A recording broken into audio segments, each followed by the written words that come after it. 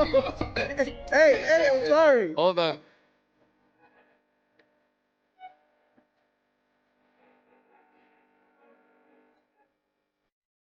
Case opening?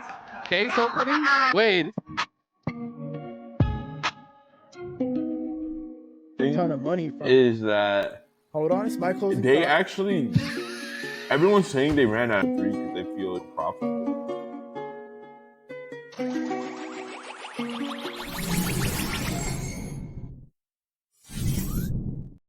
Yo, what is up, everyone? Welcome back to another episode of The Catalyst Effect. This is episode 39, baby. Let's go. As always, I'm with my boys, Missy and Hado. And today, we have a very special guest. As you can see on the screen, we have our boy, Blake from Champions Ascension. So what is up, my guy?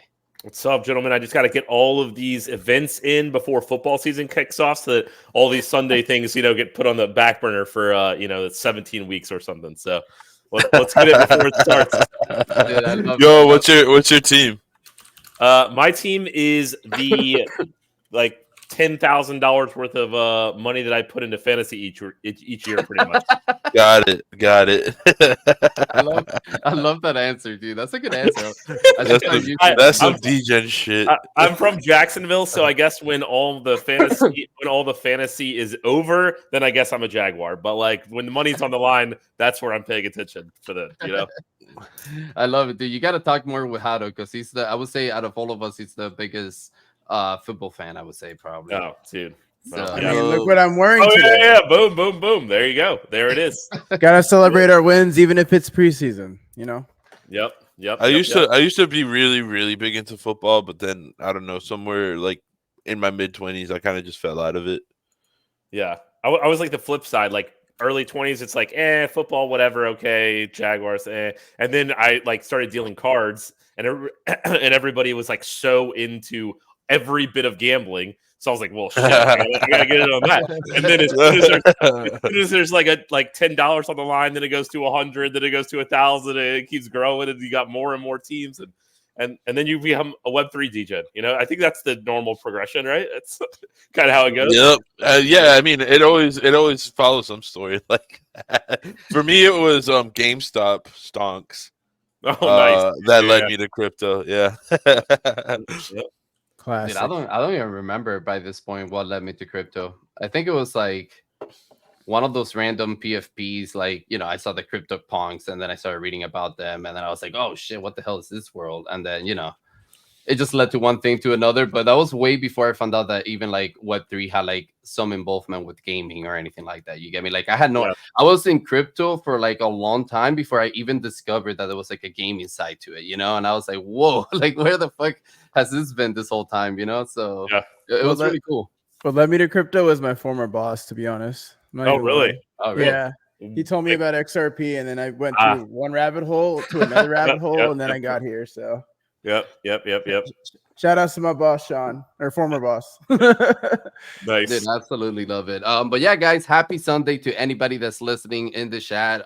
So happy that you guys are here with us. We're about to get into it with Blake and Champions Ascension and talk all about them. But before we get into all of that, man, Rare Evo is happening, or happened this weekend. I'm actually not sure if today's the last day or if yesterday was the last day of Rare Evo. Is it today or yesterday? I think it was today, right? But anyways, I was gonna ask you, Blake, anybody from the Champions team that made it to Rare Evo, or was that an event that you guys didn't make it? No, we were not at that one.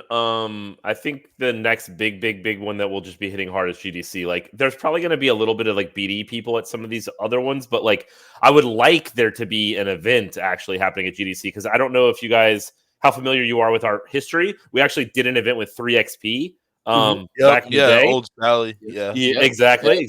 So 3XP is in the, I don't want to speak for them, but I've heard rumblings that 3XP is kind of looking to maybe do a little side event, Ooh. And I'd like to maybe see if Champions could be another feature with them, since we already have the relationship and the, so yeah, it's all tight there. Yeah. So that's kind of what I'm going to be shooting for, right? Absolutely love that, man. And with that in mind, I wanted to ask you for your opinion on this, because we get asked a ton, right? Like people are always asking us whenever there's an event coming around or whatever. Hey, is Catalyst gonna make it? Are you guys gonna be out there? Let's connect. And to us is Now that we don't want to go to these events, it's just we always try to look at it as like, well, if we're gonna go to one of this event, right? Like either we're gonna do something big with content, right? Or there has to be a bigger plan, right? Because we just have too much going on right now with the brand. That it's really hard to set aside time to participate in one of those events if there's no bigger purpose behind it, right? So for you and I guess champions, when do you guys think is a good idea for a project to start participating in IRL events, or I guess start attending IRL events? Do you think it's always a good idea for projects to attend, or do you think there's like a specific time and place when it comes to like the developing stages and stuff like that? Just don't push it. I think the thing is, like, just because you have product for like one special live event doesn't mean that you're going to have product for multiple special events, right? Like, we had a product for Old Sally 3XP. Like, we had a very clear plan of what we wanted to do at that event, and I think that we pulled it off with like all the viewers on Twitch and like all the people that interacted, all the different communities.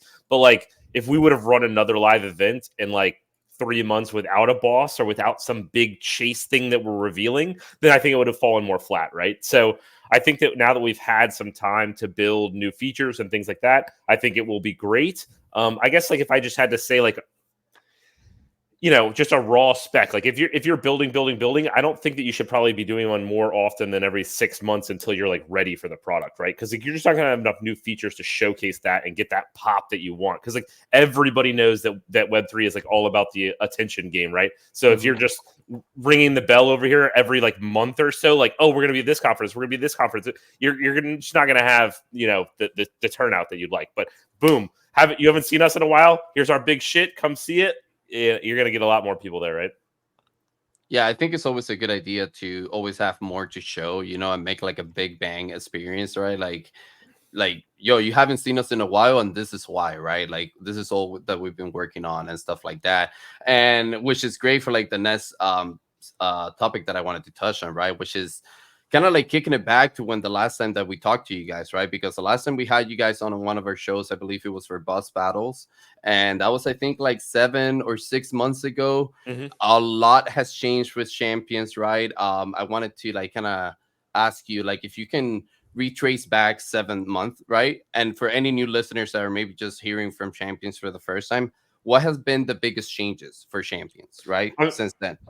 I mean, the biggest headliner, like, and the thing that takes so long, and I'm glad we're finally wrapping this up, is obviously the fucking token, right? Like, that shit takes forever. That shit takes forever for any sort of like US-based company. Like, there's so many hoops you have to jump through. Oh my god! Like, there were so many months I'm sitting in all these meetings, and like, you know, you go into like a community event after that, they're like, win, and I'm just like, fuck, I can't. Literally was on 50 meetings about this, and I can't say shit because, like, you know, all this red tape that still has to be cut. So the news is out there. We have our foundation set up. You know, the Keystone Foundation, they will be providing our keys token.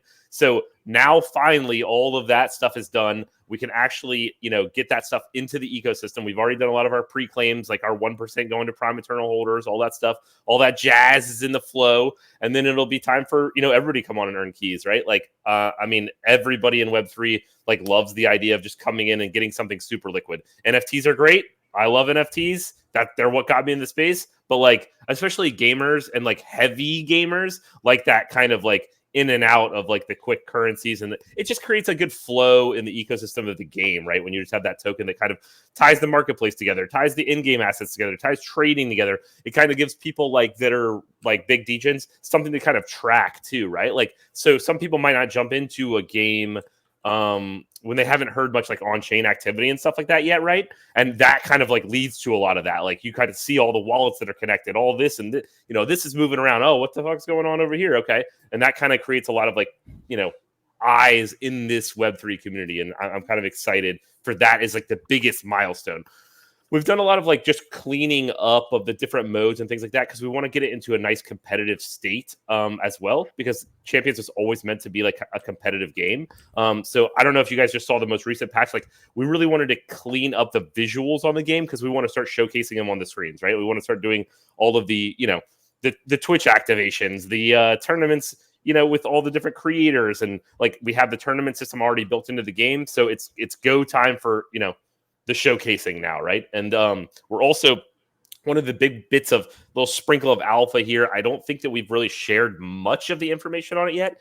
Is like we're about to widen the funnel a shit ton. So obviously, when you play Champions, you're playing a PC based build, right? So if you don't have like a decent PC, you're kind of like left out in the cold, right? So we want to open up the ecosystem with a web based build now, where you can kind of do kind of like gamified staking with like questing platforms and all that stuff with all of the assets in the ecosystem. So somebody that might have bought a while ago that maybe has a Mac and they're still waiting on Mac development, they'll actually be able to send their characters out on missions, collect resources in the economy, maybe, interact in some like social campaigns and things like that. Like, I think a good example is like I don't know if you guys did the Beacon recently, where the Beacon had like a web-based build, but it also had like social aspects and game aspects, like kind of all on a nice platform.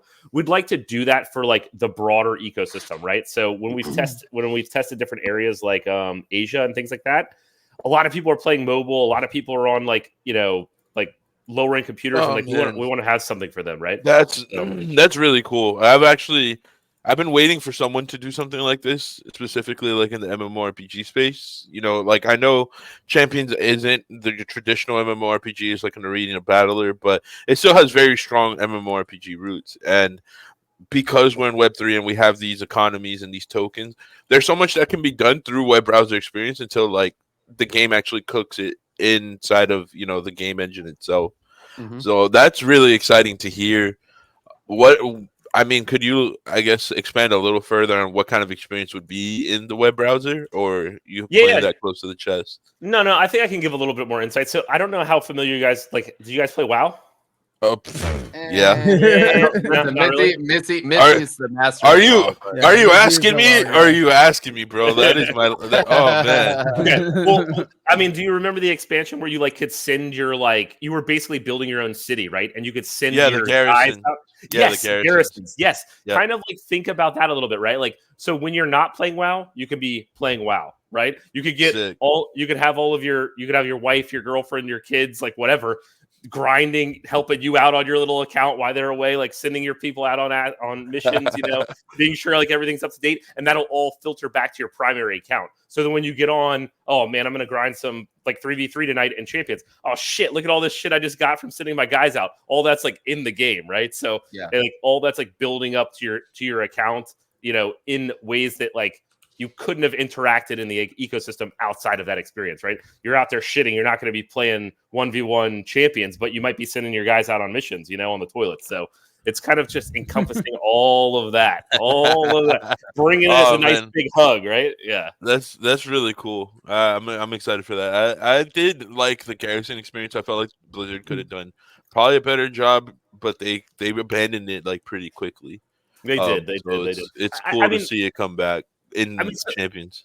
Something I'll say about that though, like I just don't think that WoW had the platform of the Web3 experience for that, right? Like it's kind of like people are, I don't know, it's like I think that playing those kind of more idle games for actual money is way more appealing in the Web3 space than it's like, than it is. I think it's a different culture too, right? Like of gamers. Sure. Like I think Web3 gamers are more used to that type of experience already, right? So to me, overall, it's just a really cool, like me personally, I think it's a really cool, like huge value add to add to the game, right? Because I see it almost like similar to a pioneer system or something like that, right? Where like, for example, if I'm a content creator that has a community, right?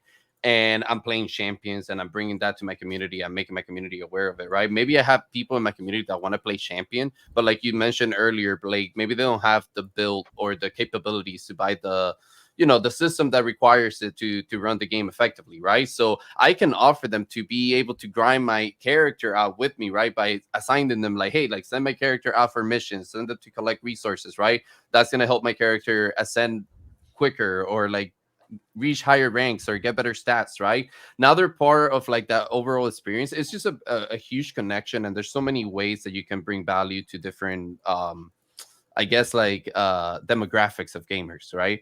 So I think it's really cool, man. I really like that you guys are approaching it that way, and that you guys are touching on the web-based game. Missy has been talking about it internally in our group for a while now. Not necessarily about Champions, but just overall how more games should be exploring that type of solution.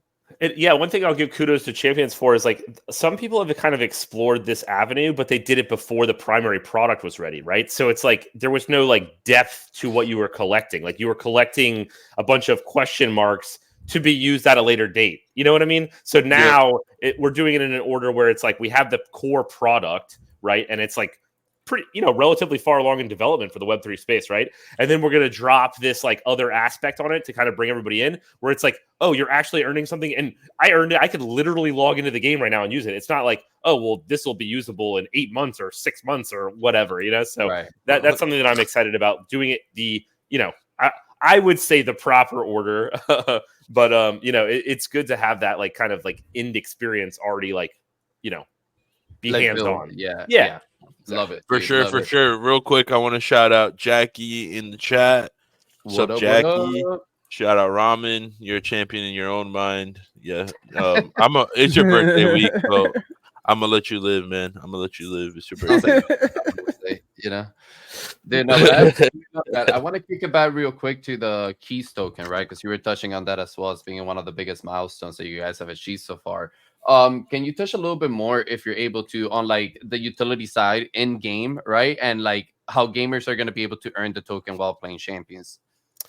Yeah, I mean, that's one of the ones that's a little more close to the chest. I mean, the major plan is that keys will kind of be filtered from the Eternals, the upper echelon down, right? That's kind of like, so the people that own the premium assets are going to have like, a natural drip. They're going to have a higher chrono tier, which is like the account-based progression, right? So they're going to have access to the tokens more easily with less, less like work, you would just say. But it's going to be accessible to all. We are going to be doing the standard like play to airdrop campaigns and things like that, to bring people in. There's obviously going to be token affiliated with that. But yeah, the core like build of the ecosystem is the idea that the primes and the Eternals are at the top and everything else kind of like trickles down to the rest, right? So it is going to be very important to have these like higher end assets and kind of aspire to be eternal. That's the kind of the idea that Johnny has always said. He wants you to aspire to become eternal, so you can start as a free-to-play player, but you should be aspiring to grind that character up for somebody in the ecosystem to at least hit eternal to kind of unlock some of the higher tier, parts of the ecosystem. I mean, Keys has plans of being used in like, the marketplace for certain benefits, like using it for battle passes, using it for like premium gacha roles, like, premium, skins and things like that. Obviously, like all the standard ways that you would approach it in other games. Like, we don't have any reason to recreate the wheel for a lot of that stuff that's like effective, but we also want there to be, kind of that underlying end goal, ascend to be eternal. You know what I mean? So that's kind of like the push that it'll always be. And like as we get more information for the Keys token, we're going to be like producing it and putting it out. We just have to be sure that all that stuff is like check marked by the lawyers. Can say this, can't say this. I mean, it's wild, like the things that Nah, dude, you can and can't do. I will also say though that Keys is supposed to be integrated into an ecosystem, right? So the Keystone Foundation is going to be representing multiple games. So there will be key integration in other games that is kind of like balanced throughout that. So the keys that you're earning in Champions will likely be usable in other games for different things as well. We want to bundle it all together, like, kind of think of the treasure ecosystem. Like I think they've done a good job. They have a lot of games on it and they kind of like work in harmony, right? They have like, marketplaces that kind of combine them. They run a lot of promotions together. They kind of help each other, pat each other on the back with different things. Like we want it to be like that when we build out the Keys ecosystem as well. So with Champions being like kind of the foundation. Dude, I absolutely love that. I think what I think is funny.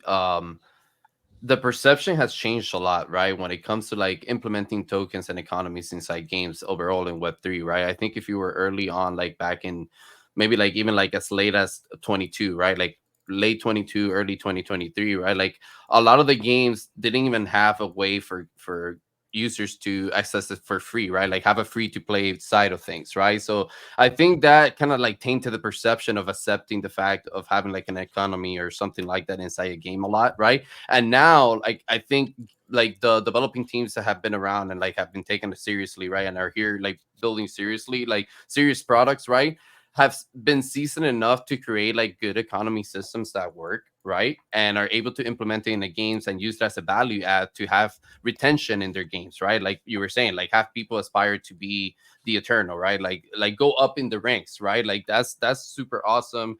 And that's the reason why players stick around to play the game, right? So really cool to see you guys implementing like your economy model into the game, and I'm excited as you guys release more. Wanted to kick it back a little bit further back when we were in boss battle, because last time you guys were here, the biggest alpha you guys gave us was that you were releasing the hardcore mode, right? Yep. And I've been playing a ton of hardcore. I also play a lot of just like casual 1v1s or like 3v3s, right? Just to like get that grind in. What do you think is the biggest value add as to why players should be playing the hardcore more, right? Or is there a reason why players should be playing hardcore over like just the casual, like regular 1v1s or 3v3s, you know? Yeah, I mean, I think that the hardcore is always supposed to be kind of like an in-game portion of the game, right? So, like, if you just came in and you're grinding the casual parts, it's kind of like you get to a point eventually where you're like, you know, what next? So, like, well, as you develop your roster of champions or whatever, you're going to need gold. And that is kind of one of the easiest ways to get gold. You've also probably started meeting people in the ecosystem after you've been playing and you're ready for hardcore. So you have buddies to play 3v3 with. You maybe met a guild. You've maybe met some people through doing the different tournaments. So it's like that next step in the ecosystem where you're playing the harder characters. You know, you're ready to risk it. You're ready for it to be on the line. You know, it was a bad feel. We actually implemented something a little bit or recently that pushed hardcore to accounts that had already been in the ecosystem for a little bit, because like, you know, some people were coming in and they're like seeing hardcore as an option right away, but it's like, no, like we want you to kind of like build into that, right? Like if a new person comes in and they play it right away before they're really ready and they die a bunch of times, like they might be like, oh, that was just a terrible experience. It's like, no, we want you to get in, play with your buddies, kind of get your crew, you know, and then once you get your crew, it's like, okay, now what are we going to do? Oh, we're going to grind that shit tonight because I need to get a bunch of gold for this next tournament that's coming up. And you get in with your boys, and that's kind of like the way that you do it, right? Like, if there was no hardcore, it's like, it kind of seems like the only thing that you would do if you were a late game player would be like tournaments, right? And we want there to be something to do in the ecosystem outside of that, and something to do with your buddies coming in. Rather, like once you've mastered kind of some of these bots, it's like, you know, what's next? Like, and that's that step. Like anything that you meet up in hardcore, and like, dude, the times that you face another group of friends, like a challenging guild, like holy shit, you see them in hardcore, oh, it's going down. I mean, there is no bigger thrill than that when you're just grinding, and all of a sudden you're paired up against like another guild. It's like, oh, shit's going fucking down. That's where all the like content comes from. People are snatching clips and like, you know, the shit talking goes crazy. And yeah, dude, without that, like, what's PvP, right? Like, it's kind of like one of those things, like, if there's nothing on the line, you could just get into a 3v3 match. You see that somebody across from you that's better than you, you go get a drink. You don't even like, you know what I mean? You're like, I don't give a shit. I'm going to lose anyway. But in hardcore, you're like, fuck that. I got to at least try because my guy's going to die. If I don't go. Yeah. So with something on the line, you're like, okay, now the stakes are raised. Now there's some, you do that. Like, the meme I always tell everybody is like, you're gaming like this, and then you play hardcore. You're like, you got the sit up meme, you know, you're like into your screen, you're like paying attention, you're like getting all sweaty, you know, you can't be leaning back with your legs on the desk anymore, right? Yeah, man. Hardcore mode definitely brings out a different beast in you. My homie that I got into Champions, he didn't realize what hardcore mode was. And yeah, he lost. Went into with his level one, like pour one out for Busy's buddy. Everybody pour it out. he lost the Fenrir that he had grinded up to like level 8 or some shit through the casual one, because he was just doing like the daily quests and achievements or whatever, and then he saw the hardcore mode one. He was like, "Oh yeah, no problem." Gets fucking destroyed first match in. He's like, "Wait, I can't use my champion." I was like, "Yeah, dude." I was fucking dead. All right, Mizzy, you tell him to come see me, and I'll get him hooked up with some new characters, since he at least gave us a good story for the podcast. That shit was really funny, dude, because he was just like, he wasn't mad, but he was so confused. Oh man, but yeah, it was. I'm gonna go to the butcher. You can see where his guy ended up. Yeah, shout out hardcore mode. I think it's cool. I think it's definitely where, you know, the stakes have been raised. I also love how you can group up with people that you've recently played with. I think that's one of the features. I think one of the features that is most slept on when it comes to Champions is the social aspects, because if you've played any Web3 game in Web3, basically, you know that chats aren't normal. Being able to create even proper friends lists usually is a clunky experience. Being able to lobby up with people that you just teamed up with. Champions is the only game I've seen that happen with. So shout out to you guys, because it's really cool to see someone, for example, like my homie that has no ties to Web3. He doesn't know anyone. He's not like, on crypto Twitter. And he's still like, adding people to his friends list, lobbying up with people, stuff like that. And it was really dope to see it from that lens, because, I always have a squad. I'm at Catalyst. I'm at Paladins. All I got to do is jump into a chat somewhere, and like it's pretty easy for me to get three people together in like 5 minutes. But for the average gamer, that's not the case. So it's really cool to see that perspective as well. Yep. And on top of that, I like to say, I would say after, kind of the web-based build and stuff, we would like to focus eventually on more of the, group and play with your buddies, right? It's cool to have hardcore, but we want to see even more reasons for you to get on with your buddies and things to do. We have Old Sally and stuff like that. But again, it's like you have that sweaty experience for tournaments. That'll always be there. But we want there to be a casual off time to play with your boys and have something to do. So after this web-based build, I think that'll be another focus that's down the line, kind of filling out that ecosystem of things to do with your buddies. Yeah. And I got to say, man, I got to agree with Missy. And you guys have always done a great job at bringing the community together and making the community feel super involved, and appreciated through many events that you guys have done and stuff like that. But when you look at the UX of Champions, right? I've been playing Champions since you guys had the 10-hole UX, right? Where you used to walk around and all the mini games and all that type of stuff, right? And seeing it evolve to what it is now. I think I said it in a previous episode of the podcast, where Champions is one of the only Web3 games that I've played that feels like a finished product. You get me? It feels like a finished experience that you can do multiple things in it. You have multiple reasons to play it. There's multiple things happening within the game, right? The team is doing events within the game. They're doing events that are more like LAN parties type of events, right? Because that's what you guys did kind of like at 3SP, right? So it's really cool to see that happening inside our ecosystem, right? So like I said, man, props to you guys for being able to accomplish that. But I wanted to talk about exactly that, right? All the changes to the UX that you guys have done, right? Because one of the things that also changed inside the game is that you guys removed the Tower Maestro game mode. Any changes to that, or any upcoming updates with that you can touch on? Yeah, absolutely. So, I mean, we're in alpha, right? It's we say that, it looks like a finished product, all this, but we're always testing, right? So Maestro Towers was always thought of a way to utilize a lot of the assets in the ecosystem, right? Because if you're playing and you have one champion and you're just playing 1v1, you might have one champion that you always want to use. So Maestro Towers was the reason to own a whole lot, right? I think the issue with Maestro Towers is it just didn't seem to hit a new crowd that we wanted. It kind of it kind of sat in the same vein as the other game, because you're doing something very similar. When you're attacking someone's tower, you're still basically doing a 1v1 type of setup, right? So yes, a large holder has something to do with their assets, defending their tower, but when you're attacking a tower, it's still kind of a similar 1v1 feel. So we took the data, we looked at what was happening, we realized, hey, we wanted this to be a larger top funnel, and it's just not. So, what can we do that will kind of be that? And that's kind of where this web-based experience came in.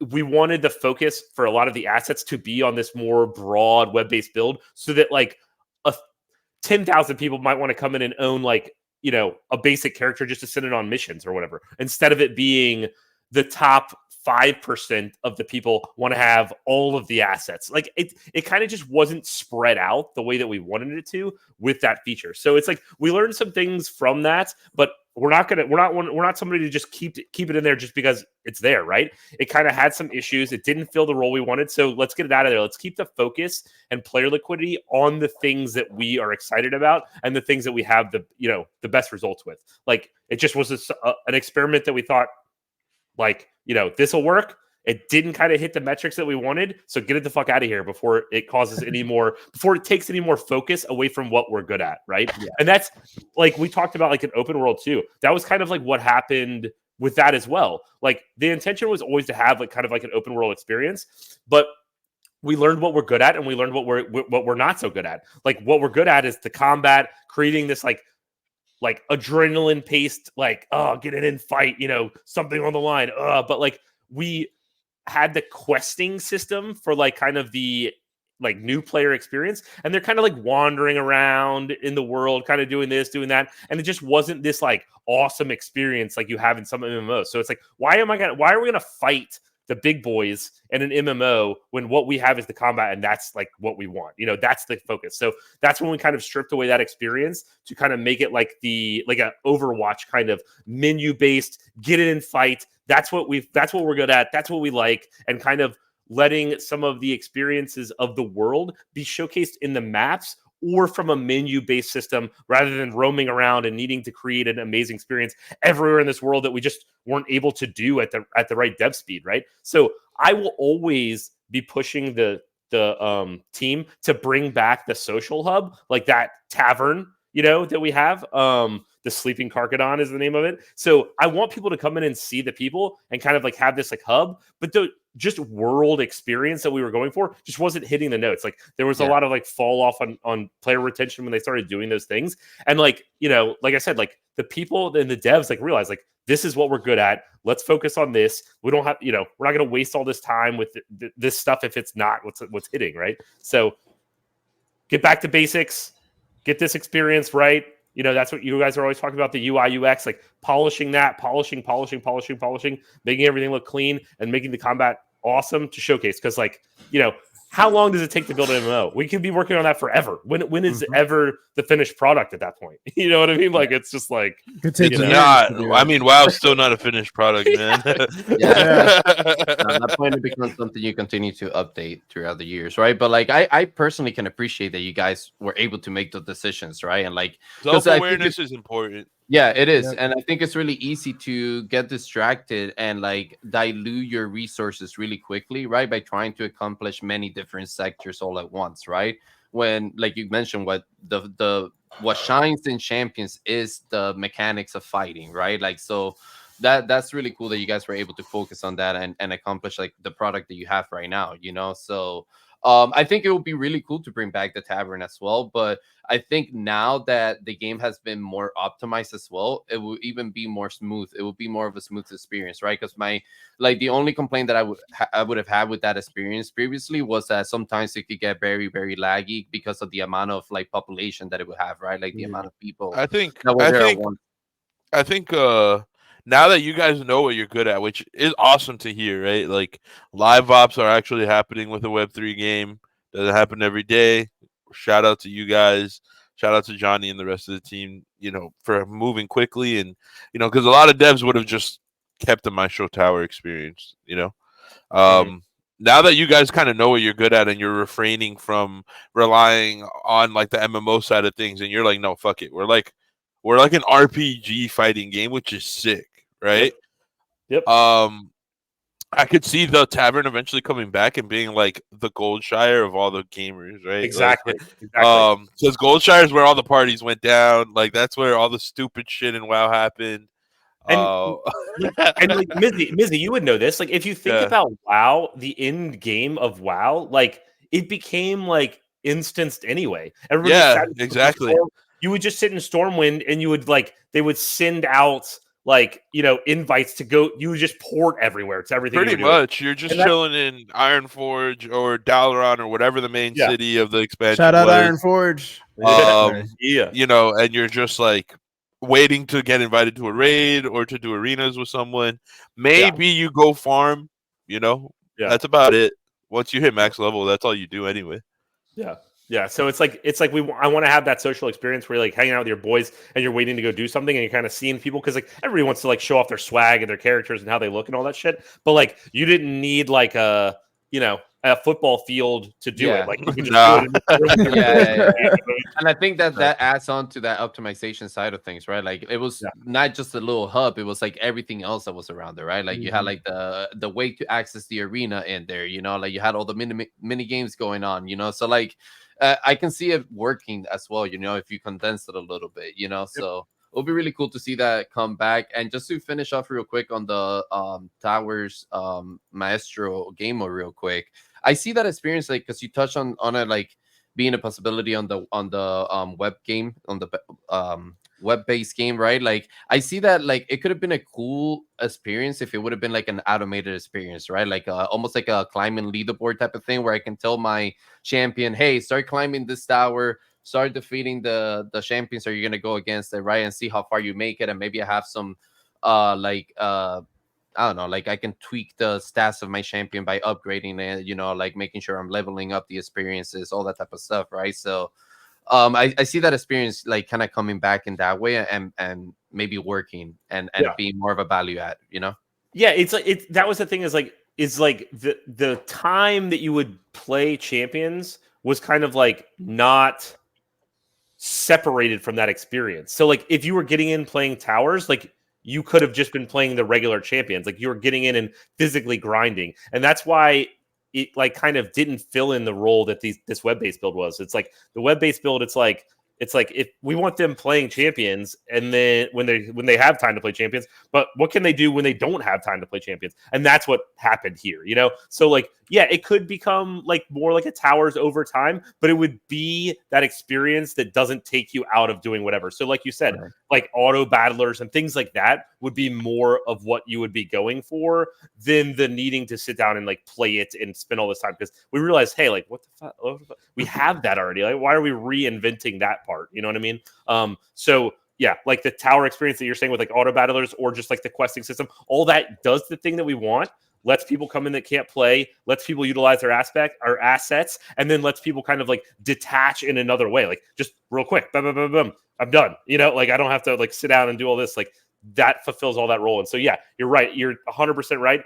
If we want to get more in depth, like there will be like different builds of this web-based experience, and they'll get more advanced. So yeah, maybe the final product of the web-based build is like an actual auto battler with your characters, and it just starts out as like a percentage-based questing system. But the final goal of that will always be that you don't have to be hyper involved, right? Because we already have that. So yeah, there's no need to like separate your user base, like you already have the game to grind. Now you just need to add value adds, right? So I mean, yeah, go ahead, Missy. It's just a smart idea because it's like you don't want to divvy up the lobby. That's what you don't want to do. You don't want to make it harder to get people into the lobbies.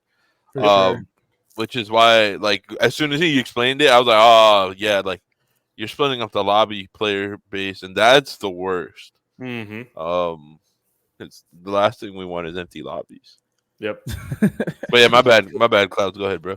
No, I was just gonna add that I can also see that even working through like if I'm able to access that web-based side through obviously like the web browser, but also like a companion app type of thing, right? Where I can just go in and see like, oh, like this is how far my character made it through the tower, for example, or like let me send my character on this quest real quick and achieve those points, right? Like I think that's dude, I think that's super cool, and it's gonna bring it's gonna like let you access this all the demographic of gamers, as well. So really cool stuff that you guys have upcoming.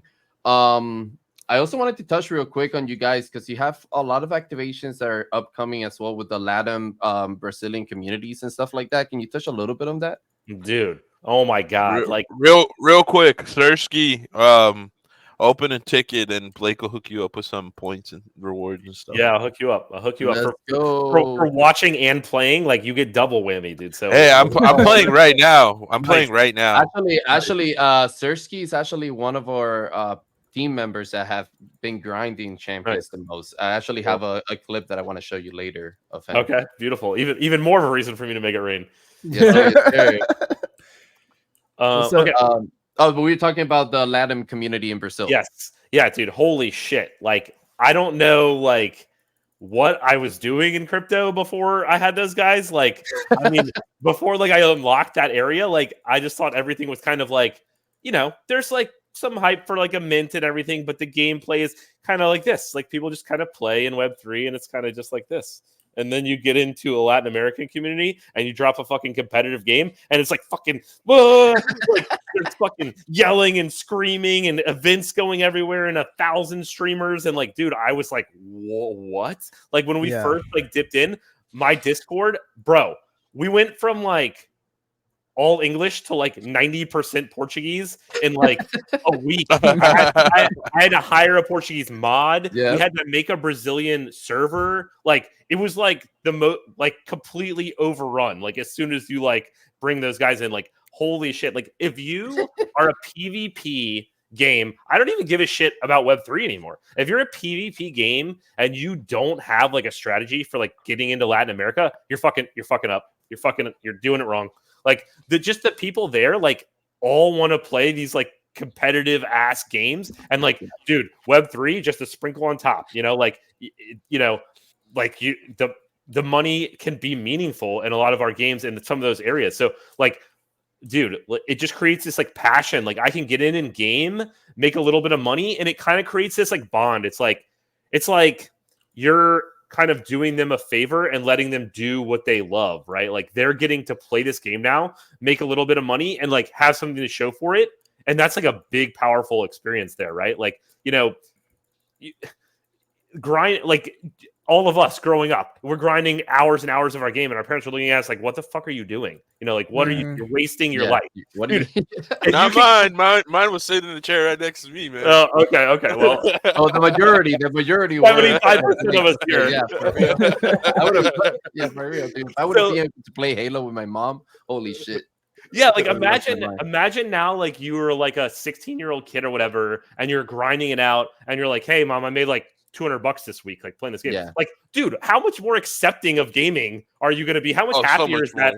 How much happier is that? Does that like whole ecosystem going to be? The guys fucking happy. The game is ecstatic because they are grinding their ass off. The family, like it just creates this thing, and that's one of the reasons that, like, as Sam Stefanino would say, Web3 gaming is inevitable because like there's just so many parts of this world that like that's going to create a good, nice, healthy cycle eventually. Eventually. Yeah, Latin America is just part of the culture, man. But go ahead, Klaus. No, I was just gonna say, if anything, it's just making it more friendly, bro, to like see gaming as a career choice, right? Because I remember, like in traditional gaming, right? Like what was hard about that is that there was no real clear indication on how to make money with gaming, right? Like when I was around, like competing, like on my prime, quote unquote, right?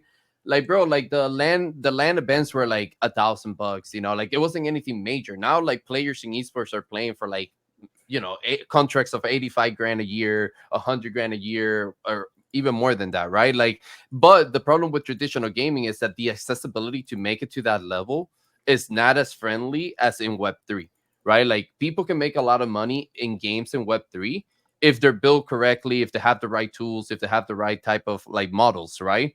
But and I think that's like a big value add when it comes to like people saying like, oh, why do games need Web3, right? Like, and that's like one of the biggest reasons why, like it's the fact that you're able to be more close to accessing like a way to earn through just gaming, essentially, And I was gonna say, I actually had a call back in the day with this tournament platform called Blast GG, and they were also like doing their like little.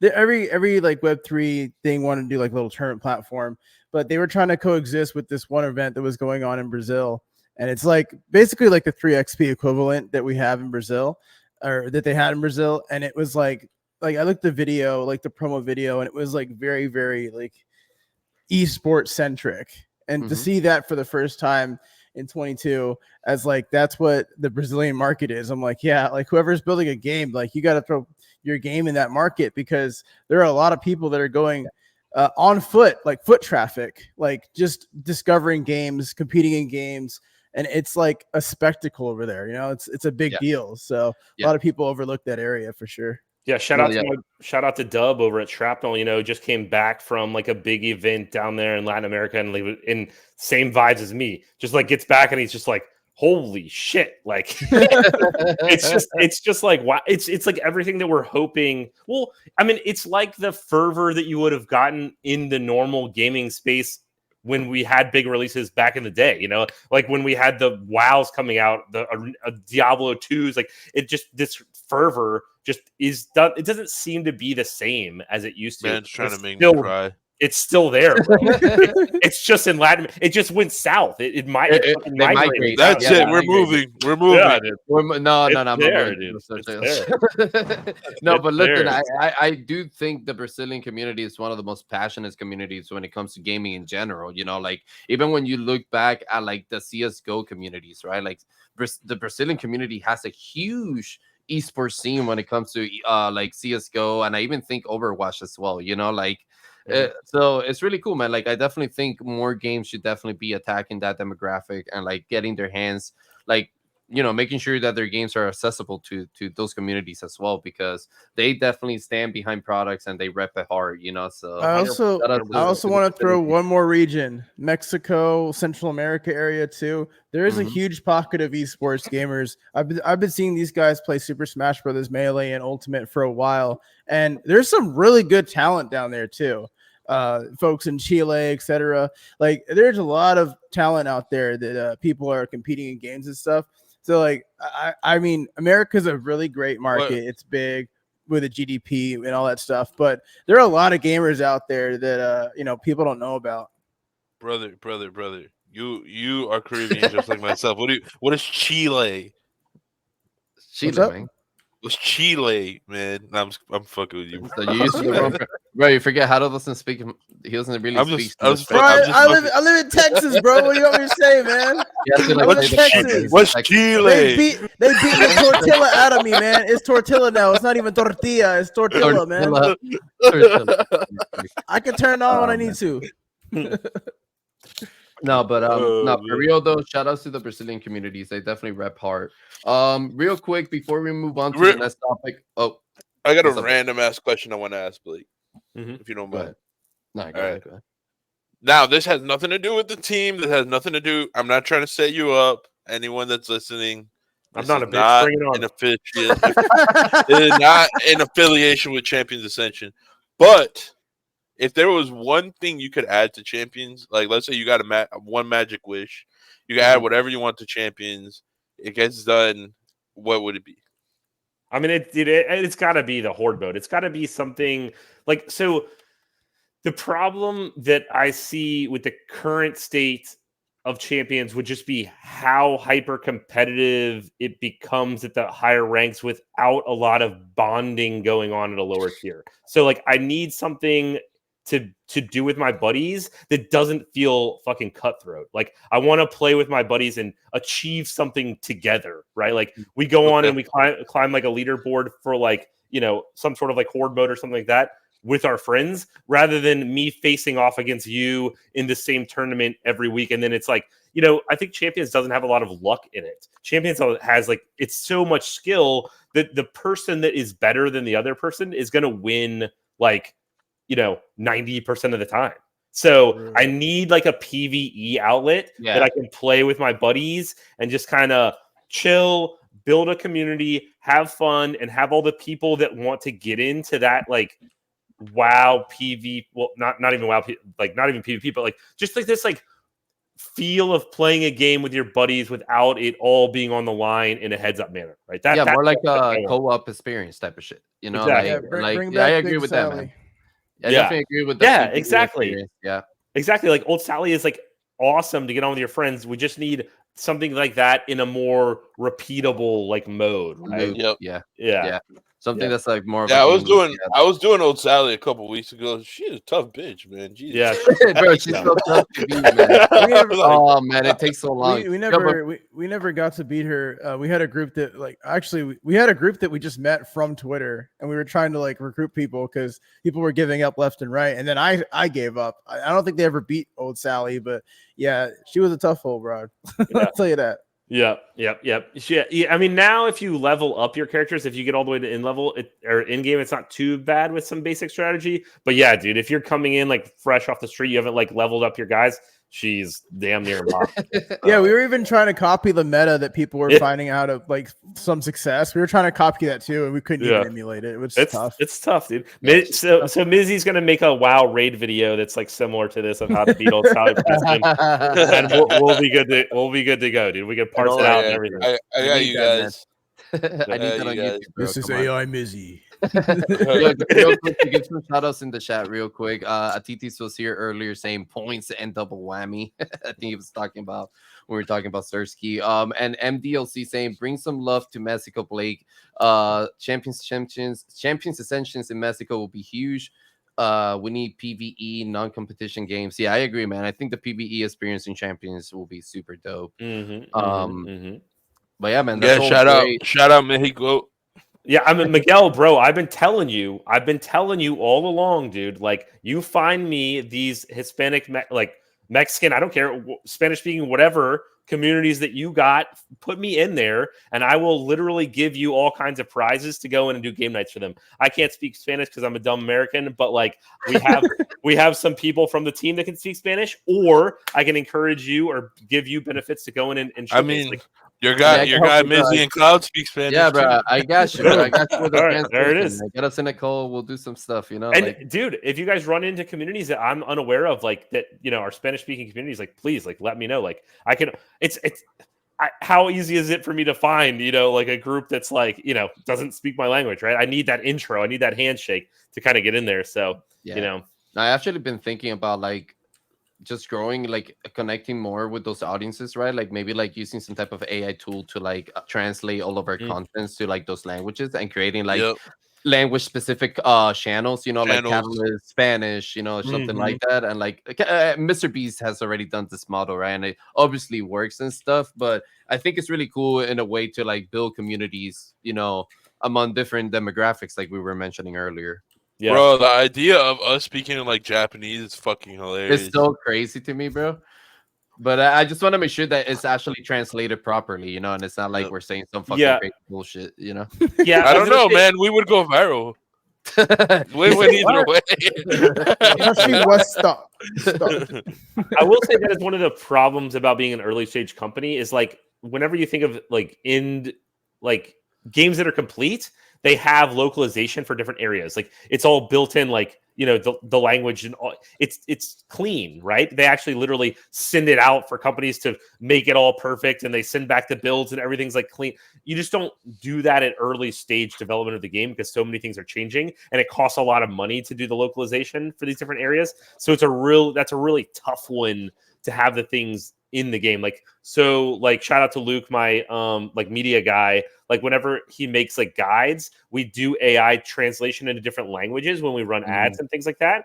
And then we always try to make it clean to where you can do like subtitles. But like putting something in the game in a bunch of different languages is just not like where it's at this stage in development. Basically, it's like because you know, if you do all this stuff and then it gets ripped out a week later, it's like fuck, like I just spent all this money and time making it ready for all these different communities, and there it is, we just fucking kicked it in the can. So you know, I think that's something that's more easy achievable through content, right? Like just making like a content piece where, like you were saying, like a guide or like a trailer or whatever, you know. And kind of like, you know, translating it to those languages. But man, that's super cool. Real quick before we move to the next topic, I wanted to give a quick shout out to our sponsor, Player. So let's say hello to them real quick and we'll be right back. Are you ready to level up your gaming experience? Meet Player Gaming Blockchain, the ultimate gaming protocol on Avalanche. Player is truly multi-chain compatible, enabling all crypto gamers to play together no matter their wallets or network. With the Player ID, enjoy seamless logins and personalized experience, while the Mirror Wallet technology adds an extra layer of security. Game developers can easily integrate NFTs and in-game tokens with Player's plug-and-play technology. Earn rewards through Game Stake and explore 6 playable games with more on the way. Thank you to Player Gaming Blockchain for sponsoring this video. Now let's get back to the show. Yo, shout outs to Player. Thank you so much for being a sponsor of the show. Shout out, Player. Yes, sir. Yes, sir. Make sure you guys check it out, man. I love playing Zoo Racer, as you guys saw there in the gameplay behind that. Blake, shout out Player, shout out Zoo Racer, shout out Zoo Mill, shout out Player ID.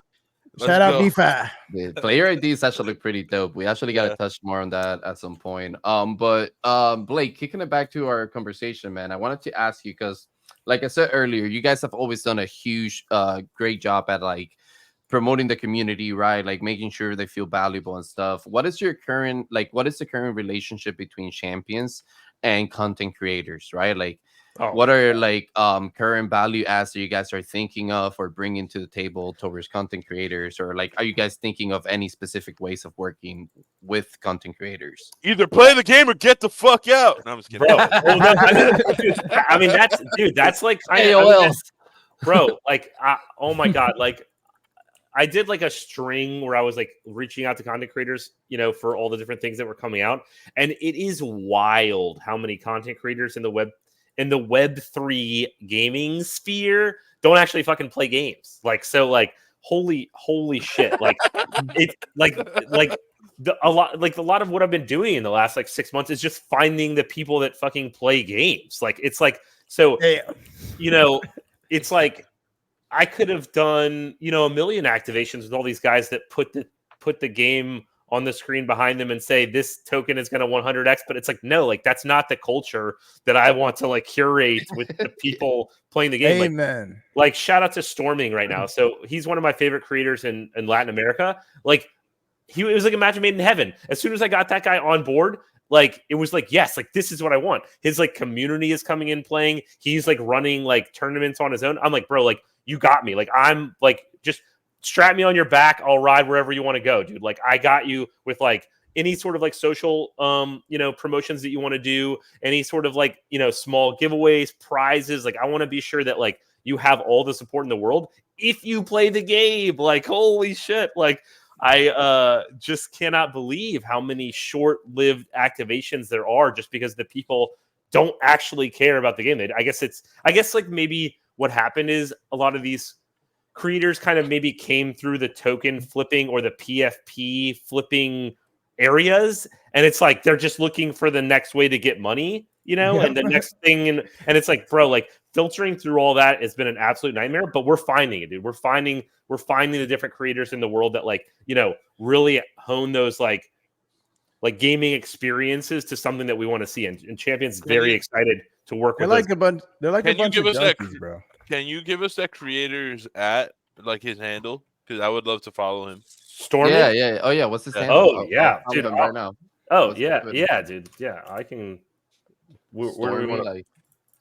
Yeah, dude. This guy is the absolute nuts. Like, you want some sweaty Brazilian people to come in and do it up. Like, this is your guy. He was.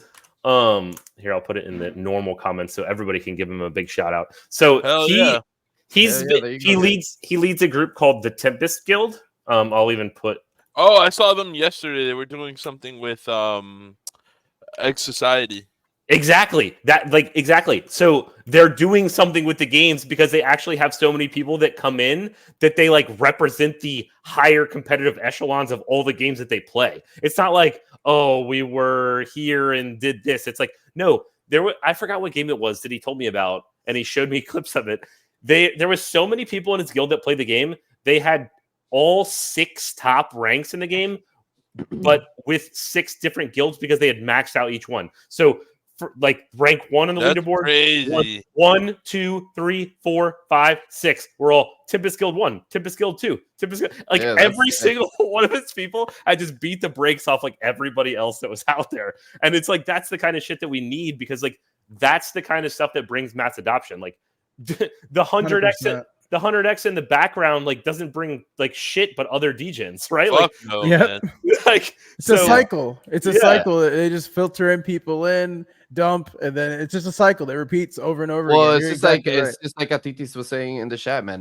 Real gamers are really rare to find, you know, and that's really cool that you guys found someone like Stormy, because that's really rare, you know. And for us in particular, at least for our guild, it's been really cool now that we've been doing like the Noodle Bowls, which is our like Discord events that we do with Ramen.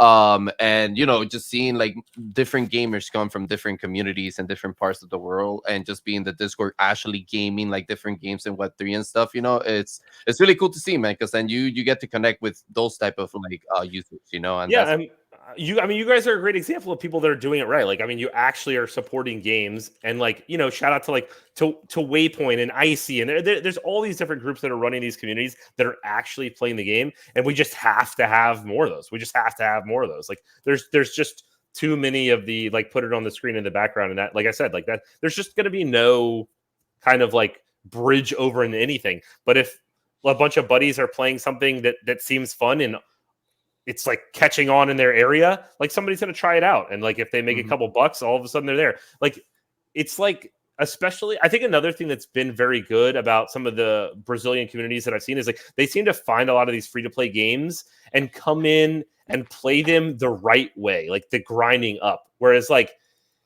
so many of these games like get bought up from the top, and then it becomes this like weird frenzy where like these guys are trying to like sell down to the lower people like constantly. And it's like, if anybody got into the ecosystem on those where like they bought from the top and they're trying to like work their way around, it's like, it's this constant like dump cycle. Whereas like when you find these games that start at the bottom, like in this kind of like build up, like you could bring people into those ecosystems. You could bring 30 of your friends in that ecosystem, and like they played for free and made 10, 20 bucks, and there's no sour taste in their mouth now. They like are like okay with that feeling of Web3. Like, there's so many games now though that it's like, when you got into them, like if like some US like based group that like had a lot of money might have brought their friends in and been like, look, spend $500 on this, you're gonna make 700. And it's like, it's like now 30 of those guys' friends are never going to play a fucking Web3 game again, because that 500 turned into 120 in like a month because they weren't like new to it, like the other guy was. It drives me crazy. It's like, I love the volatility in the tokens and stuff that makes me money in crypto. I fucking hate the volatility in basic game assets, because like my friends are never going to play with me if they have to buy a $500 asset to do fucking anything, and then they have to watch the price all the time. They're never going to fucking do that. It gets really weird. I went through that experience with Big Time. And no shitting on those guys, but it was not a true gaming experience. It was pretty stressful, Exactly, dude. Exactly. It's like, there's plenty of success in the space in those areas, but like, I don't like, I can see success as a company and still think that's like way different than the success I want to see in Web3 in general. Like, dude, it's like, I want there to be some actual like adoption, and like, dude, I will take a 30% pay in the flipping that I do to actually have friends to play with. You know what I mean? Like, I would rather there be less volatility and it be more flat, and actually be able to just play with my friends and not have to worry about it. So and even with the success that you might get, it's not sustainable either, because it's just like, the price is down. Okay, move on. We go to the next thing, and it's like a cycle, like you've been saying, and go over and over again. So it's not really a true gaming experience at all. Yo, shout out NYC Kizzy and Ligif. They're from the Champions community teams. Yo, let's go. Guys. Viva la Brazil. TT's repping hard Brazil, man. Let's go. And also, shout outs to Storming and Tempest, man. Make sure you guys check them out. They seem like really cool people. I definitely want to see more content from them and stuff. So we'll make sure to connect with them. Moving on to the next topic here, I wanted to touch more on like some of the perspective from like new gamers coming into Champions, right? And before I do that, I wanted to show you this clip by Sir Sapien, because he's like our team member that has been like grinding Champion for a while now. So I wanted to show you this real quick before we jump into that.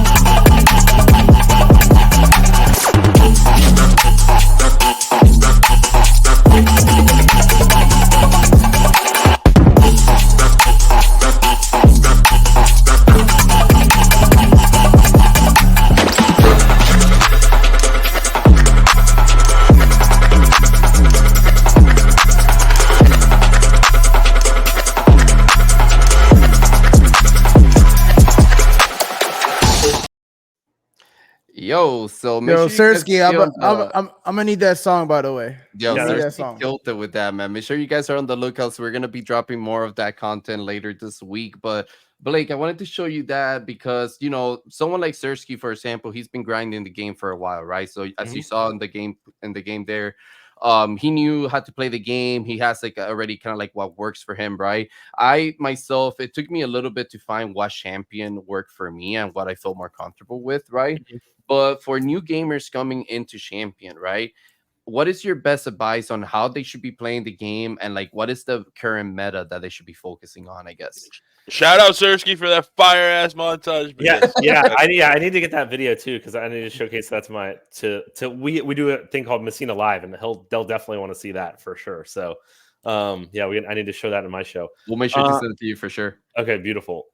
So what would so I think the thing that I would say in champions that's important is not trying to beat the game in a day. Like, don't try to master one champion and think that that's like definitely your guy forever because you're going to want to build out like a roster of characters, like to find what you like because there's different times and different modes that you will utilize all those different characters. So like it's important to kind of come in, get your like little like wins of the day, complete your challenges, and then kind of open the characters that you want because as you open these characters, you're also going to get different rarities of characters. All right. So like when the time comes and you're ready to go like all in, I don't want you to have gone all in on like your first character that you ever opened, right? Because that might not be the character that you want to use for like tournaments and all that stuff. So explore. Watch the guides, come in and get advice from the community, and just kind of slowly grind up the different groups and different families before you do any like thing major. Because like I said, like some people might get in far and play like the Finnerer, their starting character, and they're like, oh, this is going to be my guy. They like make crystals, they dump it all into that guy. And then eventually they open a Grondel and they're like, oh, wow, this fucking character is like way, way, way better. I'd rather use this guy now. Like, and like, I want you to kind of explore the different fields because like, there's just, there's a lot of different ways to play things. And like, there's a lot of exploring to do. Like we are a role-playing game. We are a fighting game, but like the journey isn't just like super linear A to B in our game. So a lot of exploring and testing the different families is going to go a long way and just getting the comfortable feel. I just don't want people to like feel like they have to focus on one because they want to get good in a short period of time. I think that's like the flaw in in the PvP environment that we kind of set up ourselves. Go ahead. No, go ahead. We have so much to touch on this on everything you've been saying, man. But go ahead.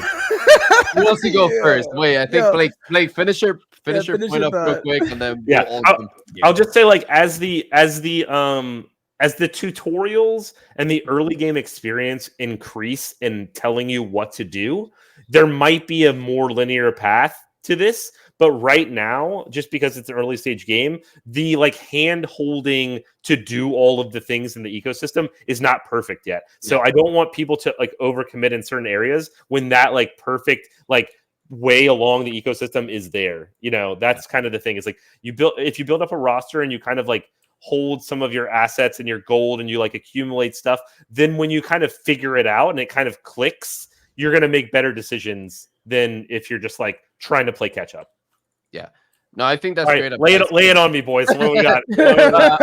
I'll go first, man, because I think that's great advice of what you mentioned, right? You definitely want to like build multiple characters at the same time. You don't want to just focus on all at once. I actually think the way that adding the SP and ascending your characters, right, is a great way to go about it because there's a big difference going from level 1 to level 10 than it is from level 10 to level 20, right? So I feel like level 10 is a good stopping point for you to be like, all right, I got my first character to level 10, I ascended, now let me focus on the next one, blah, blah, blah, blah, blah, right? Because there is multiple parts to this game. Like, I just found out today, like, I was playing more, and I went into the Necromancer, and like the way you can do I forgot what the word is, but the way you can combine the monster body parts to create your own monster and stuff, that's a whole nother side of the game that maybe people are not even exploring because they're saving their crystals to ascend their current champions, but you need crystals to do this part as well, so like there's just so much that goes into the game. And that's kind of like what I wanted to ask you as a follow-up question is like,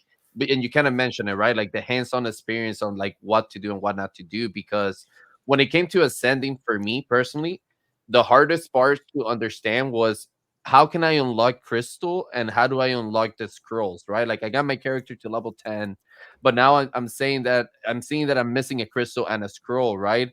But sometimes, for example, for grunts, they can build crystal, right? Like you can build crystal with a grunt. So like it was kind of hard to understand that side of things. I don't know if you want to touch on a little bit on that before the rest of the guys ask on their piece, but Yeah. So, anything you got to say about that, like to kind of guide new gamers on what to do there?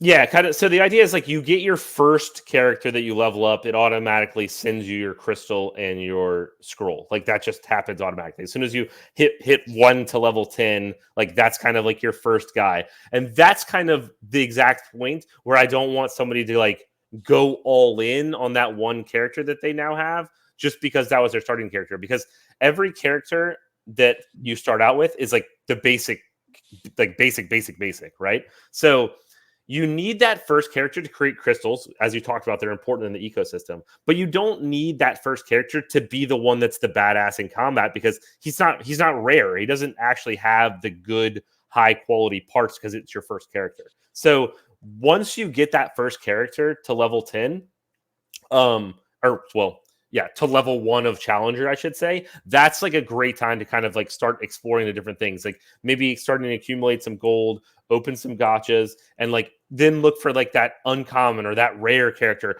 and that falls into a family that you like playing. And that's when you can kind of be like, okay, I found my rare Fenrir, I found my rare Vitra or whatever that actually feels really good. Now this is the guy that I'm going to work on and kind of push him to that competitive sphere. And like you said, like there are some holes definitely in that experience, and that's just because of how many different transitions and things that we've had in the game, right? Like if we made a tutorial for the old like world system, right? Like and we perfectly took you through all that, like that all got ripped out. So we had a tutorial built in that. So we still have to build in the tutorial, like, for the way it is now, and all that stuff keeps changing. So we're slowly trying to catch up the tutorial with the information in the game. And that's why we make guides on our Discord, like the Grunt to Challenger, like has its own guide. How to utilizing the marketplace has its own guide. Like, we have all those like videos and stuff like on our Discord, but you're absolutely right. This is not a finished product. We understand that like, that perfect hand-holding experience is not there, and we're going to keep working on it.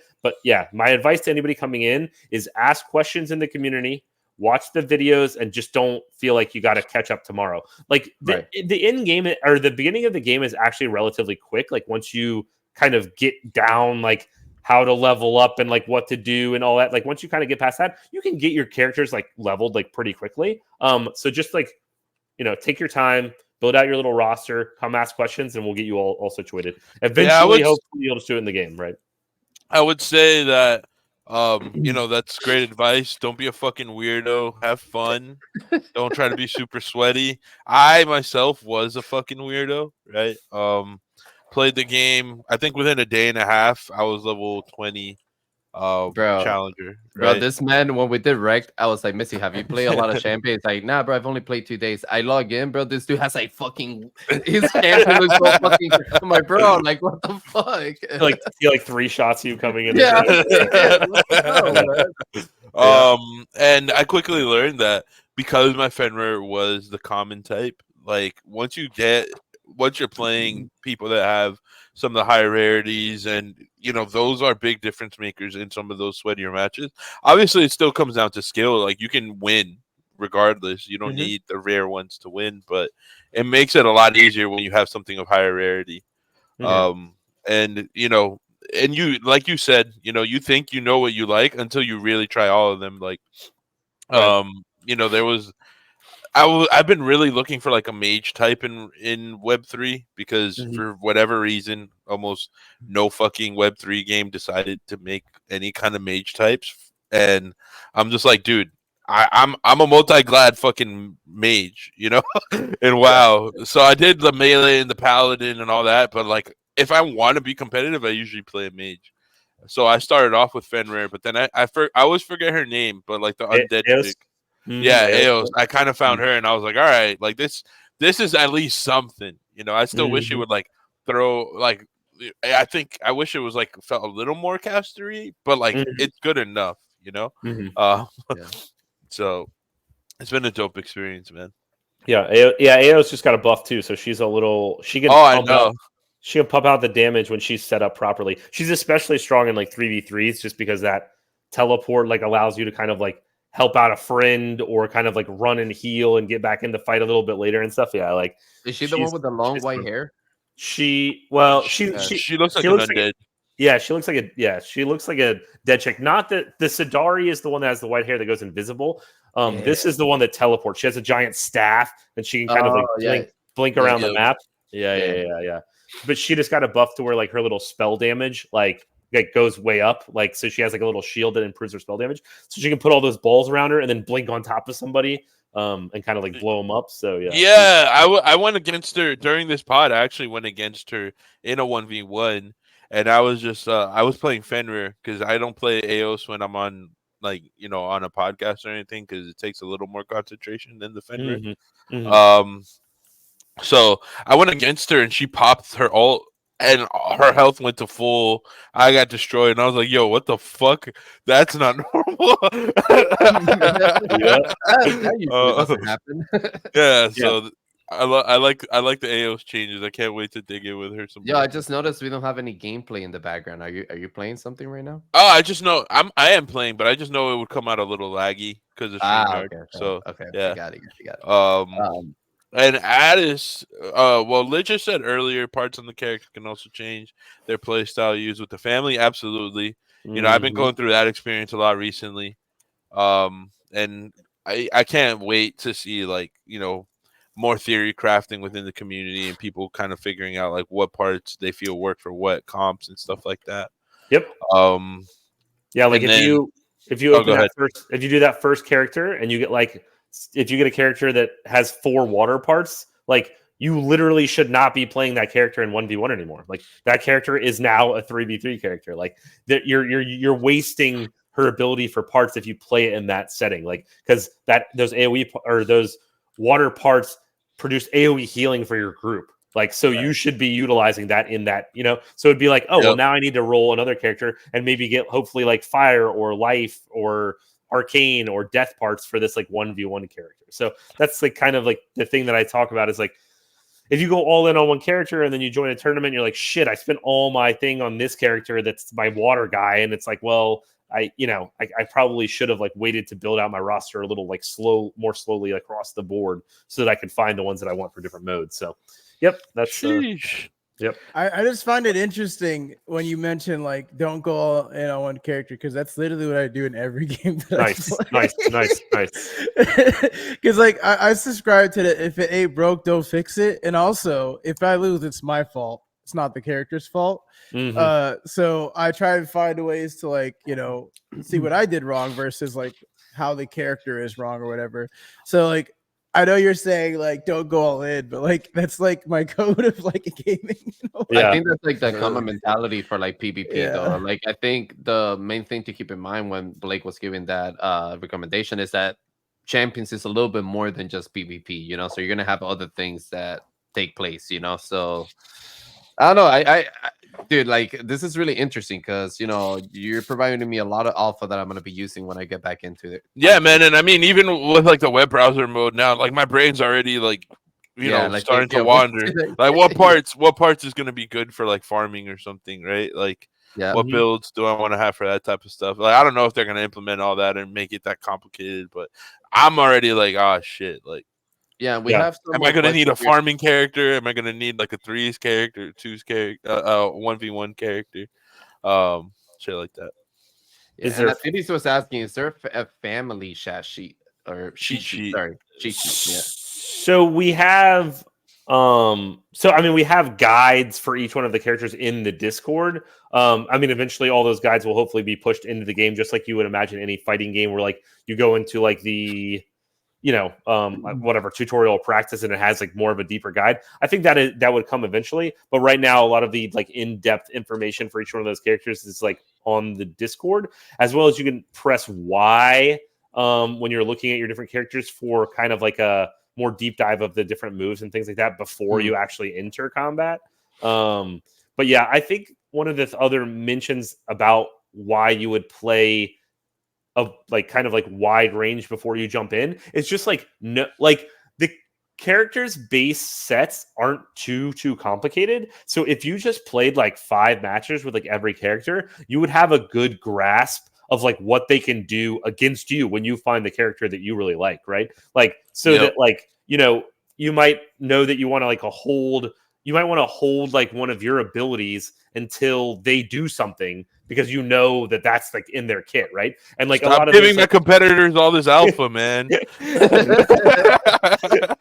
like a lot of those things that can be done in a pretty quick like afternoon of gameplay if you don't just focus on like one character forever, right? So yeah. Really awesome. I mean, Really awesome. I get you. Like, I mean, I play a lot of like roguelikes where it's like you get that first like character, and it's like I've unlocked like 12 characters since I started playing, but I'm like, fuck that. This guy's like already high level. I'm just gonna ride this one out, you know? Like, so I mean, I definitely Hell do it in yeah. some games too, for sure.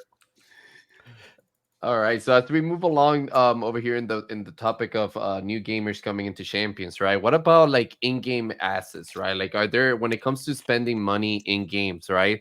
What are the assets that you think new players should be focusing on their resources, right? Like when it comes to like, you know, I buy gold sometimes just to like get Prime more Eternal, crate. baby. You know, I saw. I mean, listen. For me personally, I saw you guys had crate openings, you know, for like Champions Not and stuff. financial advice. And that was already like my go-to because I love opening crates in like cases in CSGO and stuff like that, for example, you know. So I just bought a bunch of gold and I started opening cases like crazy, you know. So, and that was like a dopamine for me. I didn't care if I got something good or not. I just enjoyed that action of spending, you know, like inside a game. So any advice for new gamers on that topic?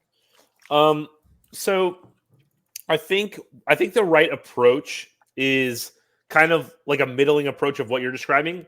You maybe come in, you play a little bit for free, you see if you like the game, then maybe you snap off like a little bit of gold. You don't have to go crazy, and then you can kind of get this feel for like the different characters that you open and the ones that you like, and then you kind of follow the normal progression where it's like, okay, well, I kind of give an explanation of WoW PvP again in this scenario. Whereas, like, if you look at the different brackets for WoW PvP, you have like the level 19 bracket, then the level like 29 bracket, the level 39. Like, there's these little thresholds along the way where they keep you separate, where you can kind of get comfortable and get competitive at that tier, and then you like move on to the next one, right? Yeah. So you spend maybe like a little bit of like gold to kind of get your setup, you know. That you start grinding that challenger tier, the level like 19 WoW tier, where there's plenty of sweaty ass people that kind of just stay there. But if you're comfortable and you it feels good there, and you kind of find the champion that speaks to you, now it's time to maybe consider like buying an elemental. The elemental are now at the eternal tier. The ways that you can earn increase, the tournament prizes increase. You know, the competition, the length of time that it takes you to increase your character and like level them up all increase. Their ability to produce in the ecosystem increase, and you kind of get to see like the later in game without like still overly investing into the ecosystem. Then once you feel like, okay, now I kind of get this elemental down, I'm kind of like competitive, I see that I want to stay here for a while. Now we're talking about the Prime Eternal. The Prime Eternals now are going to be way better in a general sense for a lot of like the 1v1 competition. They're going to produce in the ecosystem itself, like naturally, you know, they're going to like have key drips or gold drifts and all these important things that you need in the ecosystem that like you might have had to spend money for before. They're going to be dropping in naturally to you now at this tier. Also, you've probably bought into the community as a whole at this point if you're looking to buy Prime Eternals, and those are the people that get the special events, they get the whitelist, they get the bonuses on people on airdrop campaigns. Like when I do any outreach, it's like, hey, what you got for my Prime Eternals? What you like? They're the ones that are spoken for as like the upper echelon that we're like fighting for, right? They're also the people that get the special like on our last major event, I think they got like 20% of the prize distribution like broken off just for the Prime Eternal holders. So it's like that's the kind of I've bought in. I'm here for the long haul. Like let's take it to the next level. And those are like the real economic like foundations. Not only are they badass characters, but they're the like I'm here. I want to like really batten down and stay in the ecosystem for a long time. That's kind of like the progression system that I would kind of describe. No, I love how you broke it down in like a tier system, right? Like I think that's really easy to understand because it like you're obviously always going to get more rewarded and more value added to your side, right? If you're more deeply involved with like an ecosystem, right? If you're really committed, if you're there for like the long-term move, then I'm glad you guys have a way to like really like bring value to those people, and like break it down into like bringing value to the rest of the community, right? By a tier system or whatever it is. You mentioned also what I think you guys did a good job at was making a nice balance of in-game currencies in order to be able to get stuff within the game, right? Not just in gold, like for example, today I completed like a bunch of challenges, right? And I got a bunch of the essence and a bunch of this stuff, right? And with that, you can buy like body parts, you can buy like the I forgot the name of the other box that you can buy, like the scrolls, right? The loot boxes, right? Like yep. scrolls, all that type of stuff, right? That doesn't necessarily mean that you have to spend your gold, but there's a way to get those in-game currencies just by playing the game and completing challenges or achievements inside the game. I think that was a very important component for you guys to have as well. Because like I said before, you guys' store system or like your marketplace or whatever you want to call it, right? Like the in-game one is super smooth, man. It's like it's like a really nice experience in there, even when you're opening the crates for like the champions and stuff like that. Good. We're glad it's working out for you. And shout out level my hobby. Shout out level 19 Wild Twink bracket. Yeah, I mean, dude, like you know what I mean? Like it's like, I don't know, you learn a lot about the game like in that bracket, but like and you could stay hyper competitive without needing to go to the end, right? It's like that's the kind of feel that I want. It's like I want you to have this like competitive bracket where you feel comfortable, but then when you're ready to keep going, there's more there, That was always a sad day, man. And I remember before Blizzard turned off the level, like they made it that you could turn off the leveling. You always like never wanted to go anywhere with your twink in case you'd accidentally level, get the fucking agility enchant. And then I accidentally leveled one once right after I had gotten like my second agility enchant for my rogue's weapon. I was fucking devastated. I was like 11. I actually shed a tear. I was like, fuck. You measured it perfectly, then you accidentally like zoned into an area you never explored, and you like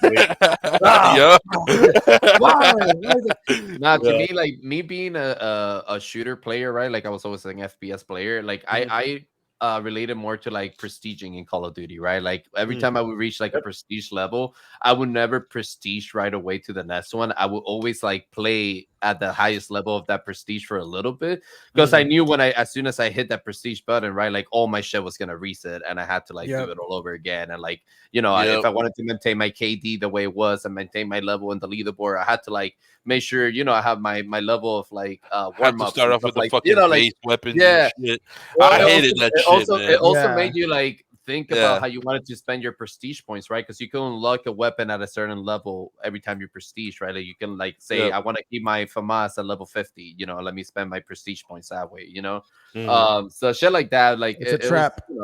It was a trap, but it was a really what made the gaming experience fun, right?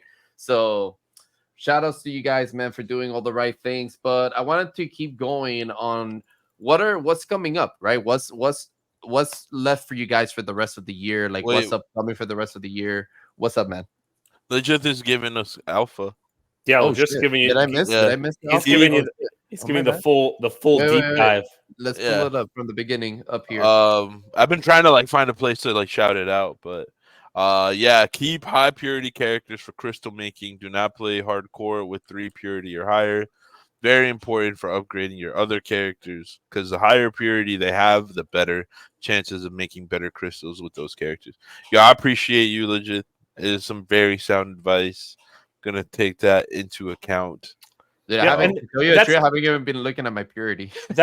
See, exactly. That's kind of the reason. That's another one of the reasons that I'm like, take it slow, right? Like if you're in the community and you're kind of talking to people, you're gonna get the advice like that. That if you're just like grinding through the game, you might not kind of like pick up that because like again, the tutorial system is not perfect in the game yet. But one conversation with OGs or like, you know, community members, and they're going to give you like advice like that. And you know, it might save you a lot of time or heartbreak in the long run or whatever. Like if it's actually completely like random how your parts break out when you make your first character. So your first character could actually be like a 5 purity character, like, which means 5 matching parts to your core essence. So like that means like if you got like a life character and you had 5 life parts, that's 5 purity. So that's like the most pure, that's like the most rare kind of like setup that you can get. And that character, like he said, makes better crystals. But like if you are new to the ecosystem, you might not know that. You might make another character and then send that 5P to hardcore, like he's mentioning, you know? So just taking kind of more of the slow approach, building out your guys, you might find information like that from the Legits of the world, hanging out, doing tournaments, like talking to communities, finding guilds like that. You know, well, I mean, that's what Web3 is like all about, right? Like, I mean, it's all about that community, meeting people and kind of like hanging out anyway. Like we want that mass adoption, but we're not there yet. It's all like groups now that are hanging out and playing similar games, you know? And that's, you know, enjoy it while it lasts, man. We'll be calling this the glory days eventually. Yes, sir. Yes, sir. But if anything, it's really special to have a community like that, man, because one of the things that's missing to this day in Web3 is content or like some type of like guidance, right? When it comes to like the games that we have available, right? Like how to content, right? Like how can you do this, or like make sure to look out for that, right? So like when you have a community where I can go into the Discord chat and just be like, yo guys, I'm having trouble with this, what's the best advice, you know? And then have people like legit like go in there and like give me some like solid advice is super important, right? So I actually had a question real quick. Can you change your family crystal from a character after you use it already? Like after you tell it to ascend, let's say, you know, you ascended, you chose your family crystal. Is there any way to reverse that, or you're kind of stuck with the family that you chose for that character? No, that character that you kind of like brought into this world is like stuck with that same like crystal in their chest. Right. They can't change their core essence. One of the reasons that we provide crystals as like a reward in the challenges is so that you can kind of explore other essences for your characters by earning that crystal. So like you can kind of just do a few of those challenges, accumulate some of the different crystals if you want to build out a roster of champions that have different essences, right? Because if you always make the crystal from that first character, it's always the same essence over and over and over and over again. So that's why we have the rewards for different crystals, so that when you want to build them out, you absolutely can. But yeah, I mean, that's kind of like the like Web3 NFT side of it, right? It's like if we made too much character customization, then that's like not a reason to hold a lot of characters. If you can just make that same character like what you want over and over again, like the idea is like that we want the speed that you can get characters to the end game to make it worthwhile to own a lot, rather than it like takes an absurd amount of time like WoW and you're like, fuck that, I'm definitely only sticking with one because I'm never doing that shit again. You know what I mean? Like it's like we also made it to where you can level your characters with the primary character that you like, and once they're done, you can take that essence, like your essence is like experience for anyone that doesn't know. You can basically take the experience on your primary character and just give it to your low level characters, so that you can just focus on the end game all the time if you want. Like if I don't have fun leveling up my characters, like, and I only want them to compete, you can fucking skip all that. Just do the fucking end game with the one character that you like for now, and then you can just feed him all the crystals and bring him up to the end game, next. Like when you're like, oh, I want to have this character for XYZ, or test this character out. It's like play the guy that you like, then boost the other guy all the way up with all the shit that you have, and you don't even have to. You could skip all that. Like I think WoW is kind of learning that now. Like I'm sure if Mizzy is like following WoW, yeah, I still play it every now and then. So like. WoW is adopting more and more things into the account-based system that like help your other characters, because it's like, fuck doing that all over again. You know what I mean? Like fuck grinding faction on this character and then having to grind it on this and this. Like we want that feel of like once you kind of completed a character, that it improves the speed of the time to advance all of your other characters in the future. Like we don't want you starting from scratch, basically. So. Yeah, it's honestly it's such a time-consuming game, man. That's always the thing with WoW. It's not that I don't love it or enjoy it. It's just I don't have 80 hours a week anymore for games. Exactly. Yeah. Yep. I mean, and that's one of the niches that Champions wants to fulfill. Like we want an old school WoW PvPer that doesn't have 80 hours a week to come in and play, 30 minutes a night knock out some fucking battles and complete some challenges and like have something to show for it, right? You can Yep. what are you going to show for it in WoW in 30 minutes? Like Nothing. like you found your group, you made it to the first boss, and you had to bail. Like, Yeah. Yeah, dude. I mean, I basically once I graduated high school, like I was, server first raider, and like, I was multi-glad for like 3 years, and on both rogue and mage. and then you got laid, and then it was like, Then I got laid, went to graduate, got to like junior year of high school, and I was like, fuck this. yeah, I can't do this shit anymore. Yeah. To this day, man, I think WoW is like one of the hardest game for like a new player to get involved in. Like me being like I recently just started playing WoW when we like the guild started playing it again with the new like whatever the hell they dropped, the tower or the war or whatever it's called. War Within. Yeah, like whatever, like the new campaign, right? Like we played it for a little bit, but me coming into that game, it just feels so overwhelming, bro. There's so much already built within the game. There's so much out already that for a new player, it just feels like a little bit too much, so it doesn't have like that I guess like easy like onboarding process because of that, like it's easy to access it obviously, but like once you're in there, you're like, holy fuck, where do I begin? Like Yeah, there's just so much rack up content. quests and it's stuff. like, what the fuck do I Yeah. even do? And then you could- pair up with your friends and he's like level 100 character, you're like, okay, dude, yeah, you can kill everyone, but I'm not doing shit, like that to me doesn't feel fun, at least. You can cut WoW into 10% of what it is, and it still have more content than 99%. yeah. True.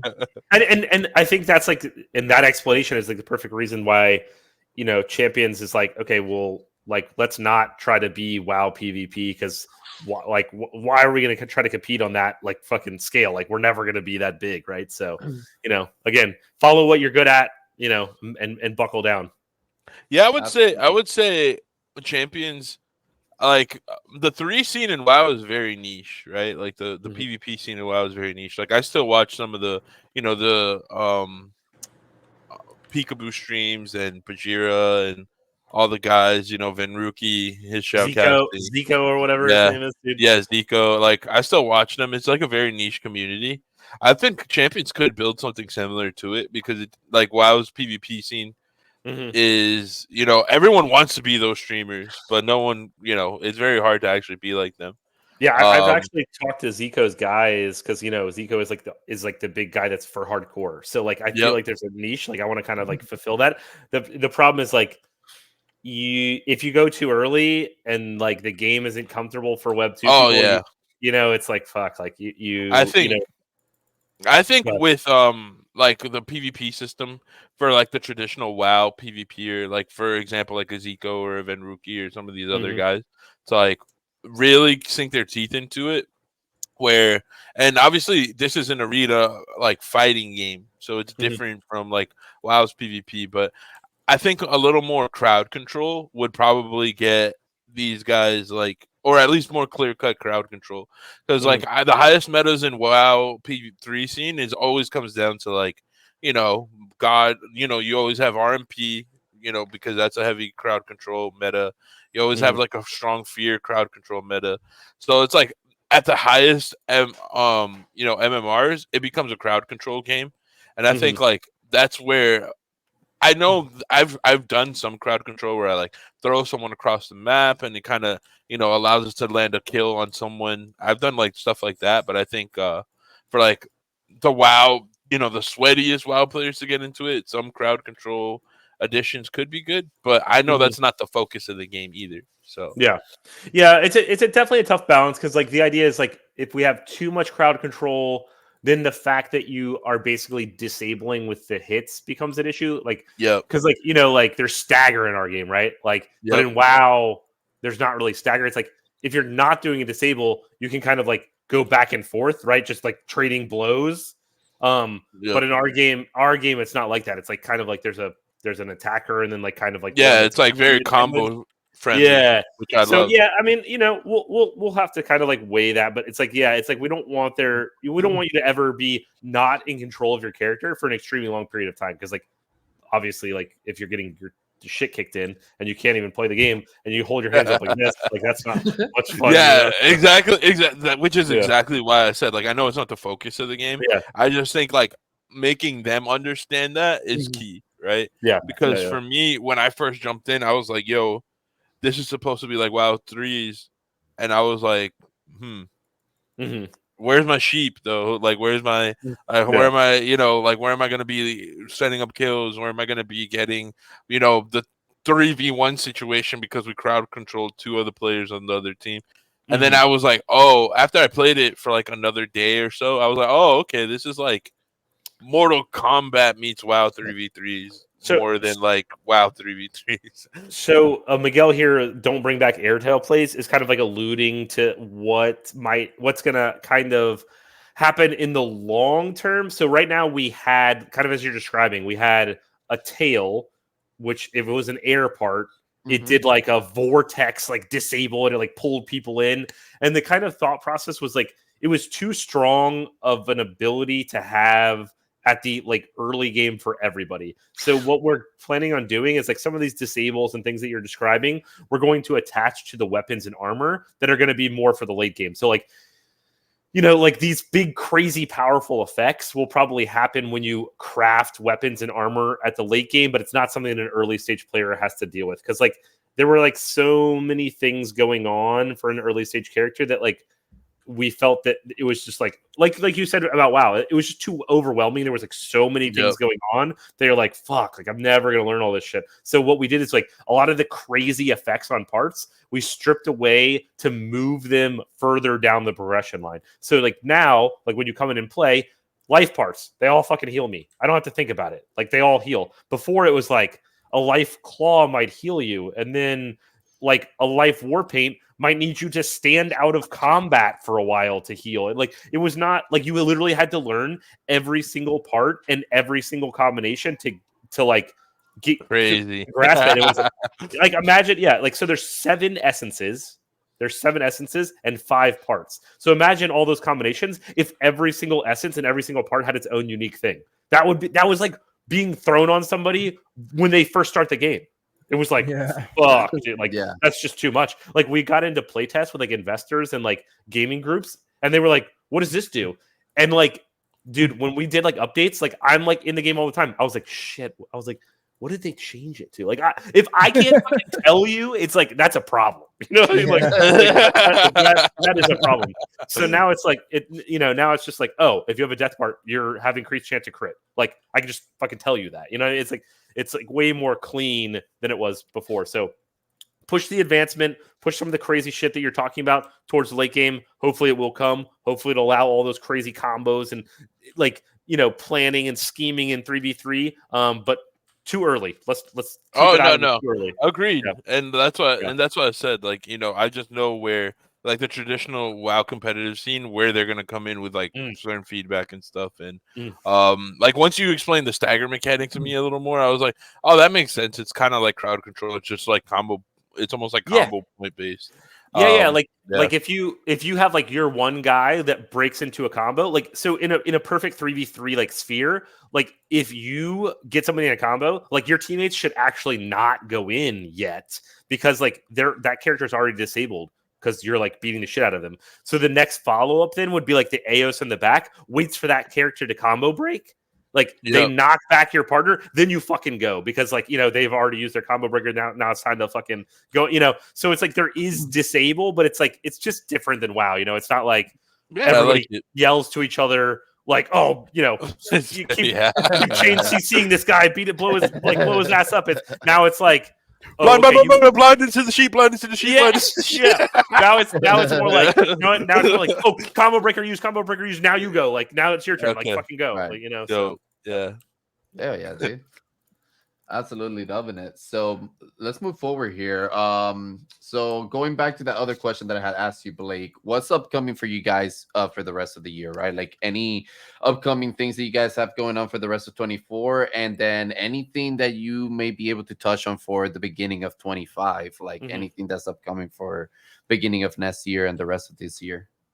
So the major things that we're working on for this year is just like token integration and widening the funnel. Like it doesn't matter if you have the coolest game in the fucking world if like nobody gets in to see it, right? So we have to figure out a way to kind of bring the broader ecosystem in with the play to airdrops and like tokens and all that shit that makes you pop in the Web3 ecosystem. Like it's time to get that set up now. Okay, like the game is in a comfortable enough place. Like you guys said, it's one of the most complete games that you've seen. Beautiful, love it. Let's get fucking people in the door to actually play it and try it, right? So get that kind of like web-based setup, get the token ready for that stuff, and start planning play to airdrop. So it's kind of like all right, it's time to kind of get out here and show the world how to get in and start and pump the socials, pump the like player base, like player liquidity and all these different modes and stuff like that. That's kind of like the thing that you'd see like towards the end of this year that we're like working hard on.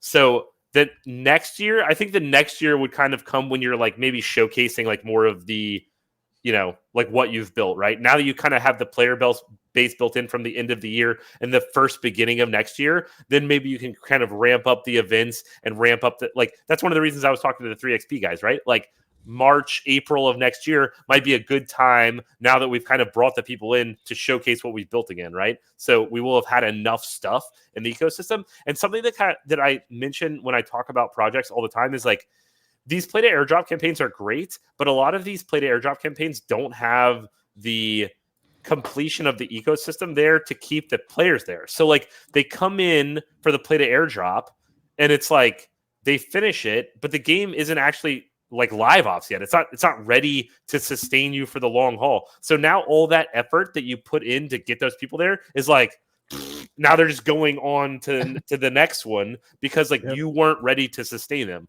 Like champions should be in a place where after we do the play to airdrops, of course, like the play to airdrop like earnings are going to be better than when you're just doing a normal ecosystem. Like, let's be fucking real, of course. But if you have enough of an economy that there's things to do and things to compete on, like people will at least keep that as like an option in their game. Like it's not closed anymore. Like champions will be open after all those events happen. So people will still be like keeping tabs, keeping connections on the game. I'll still play it like, as like a game that I like to keep in my little repertoire or whatever. And there's just no reason to leave. Whereas like the people spend all this effort to get you into the game on some of these play airdrops, and they're like, well, sorry guys, like we're closing down for the next month, 2 months or whatever. And then it's like a marketing hype cycle that they got to start all over again. It's like, ugh.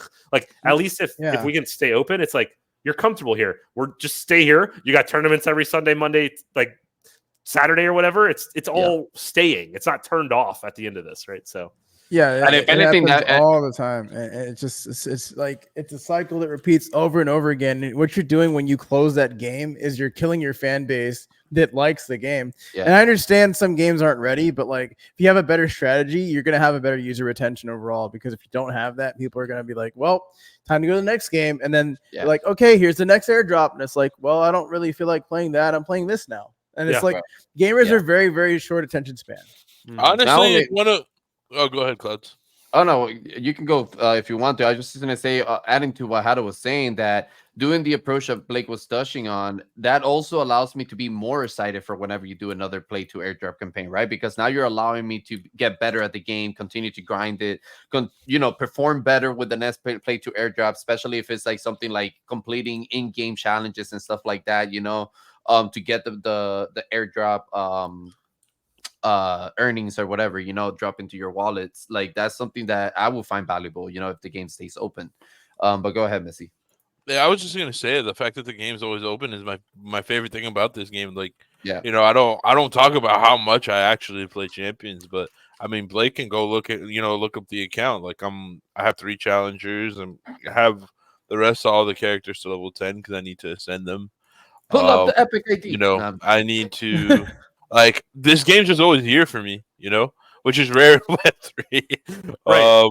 Whenever I want to just kill or smash somebody's face in, I'll look down and it's like one of the games in my roster where I'm like, all right, well, this one closed. Champions, yeah, like it's also one of the few RPG games that's like not pixelated. Mm-hmm. I'm not a fan of pixelated RPG games personally, so I'm just like, yo, like this kind of scratches the itch. It's here. It's open. I'm down to clown. So, yes, sir. It's just been there for me, man. Yep. No, I mean, absolutely love it. we're excited to be one of the few people that puts that those cherries or sprinkles on the top to a more completed ecosystem, right? Like, I mean, there's just so many people that are, like putting out the token, putting out like sneak peeks and then selling an NFT. It's like, bro, like that's like the most ass backwards like way that I've ever seen. Like, why do we have all this stuff like way over here? The game is like way over here, and we're just like for everything in the ecosystem. It's like I mean, it stresses me out because I've been in plenty of them too. I'm like trying to hold on because I'm interested in what's happening, but it's like there's just not enough built yet, and so I'm happy that a lot of the stuff that we're going to be pushing out kind of tie everything together. So hopefully, exciting end of 2024 and 2025. That I cannot wait, man. It sounds like it's gonna be great. We're gonna continue grinding Champions Ascensions and playing the game as much as possible. But I absolutely love it, dude. And the fact that you guys are on Epic too adds on to that accessibility part of things, right? Like the fact that you're always accessible, super easy to get your hands on it, super easy to start playing the game. Like I said, man, it's like one of the best experiences that I've had in Web3 when it comes to just having a game that you can play. But real quick before we move on to the next session, I did want to show you guys we made a little special gift for the champions community and champions as well. So let's take a look real quick and we'll be right back.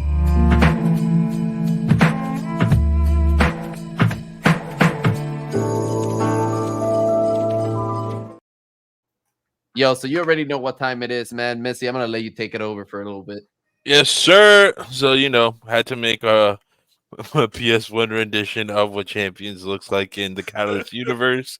Loved PS1. I work on these with my brother. Shout out Damien. We both really, really liked wolves. Ironically, funny story behind Damien and myself is we've always loved wolves. Like I have a husky in real life because they look like a wolf, right?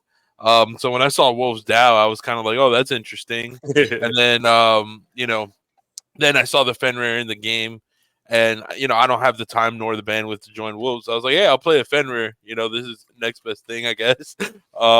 So we both started playing the shit out of the Fenrir. Left a big impression. Then I got Challenger, and I got the wings, and I was like, oh my god, this is so fucking sick.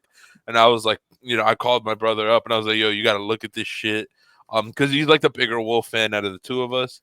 So we wanted to, pay homage to the Fenrir on the PS1 cover. You guys can go mint that. It's we posted it on the X account. It will be a part of the wider Catalyst ecosystem. It's a free mint. You will be able to claim something with it at one point or another. Hopefully by the end of this year, if not early next year. So shout out to that. And it's cool art. So just collect it because I mean it's Champions. Champions is base, Catalyst is base. Like let's fucking go. Yes, sir. Yes, sir. We actually I dropped the link in the chat. So if you guys want to go mint it, make sure you click on that and go check that out and collect them, man. It's a free mint and it's super dope. That shit is, I love the shoulder press that you guys gave it with the skulls. Yeah. Claim badge, join community, connect Yes, wallet. Yes, super easy. You can do it with We're doing big things. We're doing big things. Yeah, there was actually a Warlock tier set in WoW that had those skull shoulders on it. Oh yeah. So I mean, wasn't that the first one? Wasn't that the very first set? Yep. So I actually ended up getting that transmog on one of my Worgen characters. Then I wanted to kind of recreate that vibe. Yeah, dude. Oh my god. Like I was so pumped when I got my first character was a rogue in that set, that like first rogue set. I was just like, oh yes. Like so glad I rolled this. Like, oh bro, my first character was a paladin. We looked like a fucking banana. I was so pissed. Yeah. But they made up for it with judgment. They made up for it with judgment. Dude, a banana suit in WoW would have been great. Yeah. That's basically what it was, man. Yeah, it was so embarrassing. That's where Fortnite got the idea from, pretty much. Oh, shit, dude. Yo, so guys, I wanted to touch a little bit on the current state of Web3, right, as a closing segment for the show today. And I wanted to ask you, Blade, because you guys are a project that have been building publicly for a while now, right? And you're basically unashamed, like you said this publicly before, you're unashamed to be Web3, and like That's I personally think that's great because we all know the importance of being Web3 native, right? But what I wanted to ask you is, have you noticed a narrative shift within Web3 gaming, and has this changed your like champions position with the tech? So I think there's a lot of people that kind of give some of these games that shy away from the Web3 side of things a hard time. I want every approach to be accepted in Web3, like the Bornlesses of the world, where they're going through and they're telling people, hey, like, we'd appreciate it if you don't like bring up Web3 a lot on our posts. Like, is that awesome? Like, do we love that? No, we don't really love that. But like, if we need to get a sheep in wolf's clothing, like, or a wolf in sheep's clothing, excuse me, like, if we need that to happen to kind of get adoption and get the ball rolling, like, so be it. You know, like, just like Off the Grid right now, like, we're following Off the Grid very, very closely. Do they shill about them being Web3 all the time? No, they don't. They're Web3. Yeah. I'm still excited. They have all kinds of plans to incorporate Web3, like, you know, their nodes and the way that they're doing the hexes and like the gun token and all that. Like, it's Web3, you know, but like, if they need to be careful with the way that they're marketing, that's fine. Like, no problem. Yeah. We plan to be on Xbox and PlayStation as well. So we need to find how to do it and the correct ways and what we can say and what we can't say. I mean, to be completely honest, like, one of the reasons that our marketplace and our, like, the way that we do our minting is like off the game is because we wanted to have the distribution on these larger platforms. Like, we wanted to be on the Steams of the world. We wanted to be like everywhere, right? Well, as we see that Steam is giving us a big thumbs down, you know, we'll start pushing more things in the game because there's not any reason not to. But we're always going to be treading a line to be sure that we can get on the major distribution sites, because like that's what the community need, or that's what the Web3 like ecosystem needs. Like, we need to be on the Xboxes, we need to be on the PlayStations. If we have to jump through some hoops and shut our mouths from time to time just to get there, like, eventually we might not have to do that. But it is what it is. Like, I mean, anybody that's like been in something that was like kind of shunned understands that everybody has a limelight eventually. Just because you're like in the back road, can't talk about things right away, doesn't mean it's going to be like that forever. So, like, you know, we are proud to be Web3, but dude, like, I'll be the first to fucking say it. If I have to go on a podcast and they don't want me to just go crazy saying Web3,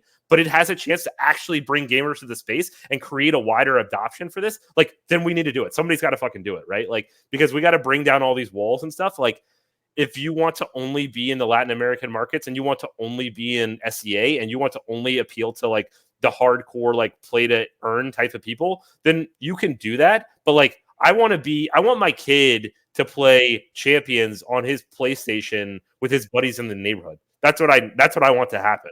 And that's never going to happen if I like stand on my soapbox and I'm screaming, oh, interoperability, all, you know what I'm saying? If I'm like fucking going crazy all the time, like, that's just not, it's not going to get us there, because like the rest of the world isn't ready for that stance. Like, you know, like, there's just no reason for me to like be any sort of maxi when the end goal is just gaming adoption. Like, I love blockchain. I'll always be invested in blockchain, but like, I'm under no delusion that like, if you like attack a normal person about like what they should be doing, like, they're just automatically like, well, like, fucking slow down here. Like, I would much rather come in on like just a casual conversation and have the Web3 stuff built in the background and come up later. Like, so yes, we're always gonna have like a, you know, a great like feel for Web3, but like, dude, like, acting like you have to shove it down people's throat, I think is a big fallacy in Web3.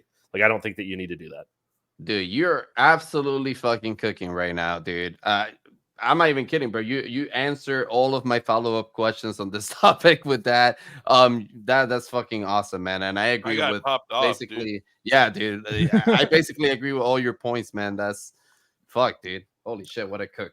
Man, this has been a fucking phenomenal episode of the podcast, Blake. Thank you so much for coming on. Guys, anybody have any closing thoughts before we close it out for the week? Yeah, I disagree with everything Blake said. Web2 is inevitable. You need to choke on that shit until you fucking die. No, I was kidding.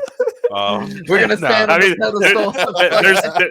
Mizzy, there's plenty of people in that corner that, like, I have to just, it is what it is. Okay. Yeah. You have your pure on-chain game. That's fine. I'm not. Whatever. It's cool. Nah, man, I'm fucking around. Blake, a dude. pleasure as always, bro. Thank you so much for taking up the time on this Sunday to hang out with us. Thank you, everyone that watched the episode. Shout out, to the Catalyst community. Shout out to the Champions community. And yeah, man, I'm in here. I won a couple of Vaults of Carnages, so I'm feeling myself. Ooh, About to Believing eat is some believing, breakfast. boys. Yeah. Yeah, my biggest takeaway today is that we need more PvE. There's too much PvP in this space as it is. The entire NFT space is PvP. We need some fucking PvE in this bitch. honestly, Let's I've go. been enjoying a lot of like the PvP PvE combinations in game. So we need more of that, man. Bring more of that. But listen, Blake, any final thoughts, that's age talking. PvP all the fucking way. I'm ready. whatever, man. You're Come on, close to your motherfucker. 30s. Wait until you hit your 30s. You're gonna change your fucking mind real quick. Fight me and Smash Mizzy, and then you'll go back to PvE. Don't worry, I got you. Bro, I will. How about this? We host an Olympics. We PvP across like 7 different genres. May the best gamer win. All right, Like, DNF duel. so let me Champions know. Ascension. Yeah, dude, let me know when we're doing that. Like, it doesn't need to just be Web3. We could go back, dude. We can pull out the Super Nintendos. I don't give a fuck. Like, let's Hey, let's battle. fucking Punch out, punch out. fucking Yeah, battle, dude. bro. Hell Love yeah. it, dude. Love it. Guys, absolutely love it. Hey, everyone that stopped by today, thank you so much for coming on the show, guys. Thank you for being here with us, listening in. Make sure you guys check out Champions Ascensions on Epic, on X, on everywhere, man. Make sure you guys join their Discord for all the alpha and all the guys and all the tips that you need. We're actually going to be working with them more. We're going to be doing, I believe, a noodle bowl here soon. I gotta see when Ramen has that plan out, but we're definitely going to be doing more stuff with Champions, guys. So definitely join our Discord as well. We're going to be doing a lot of fun things there.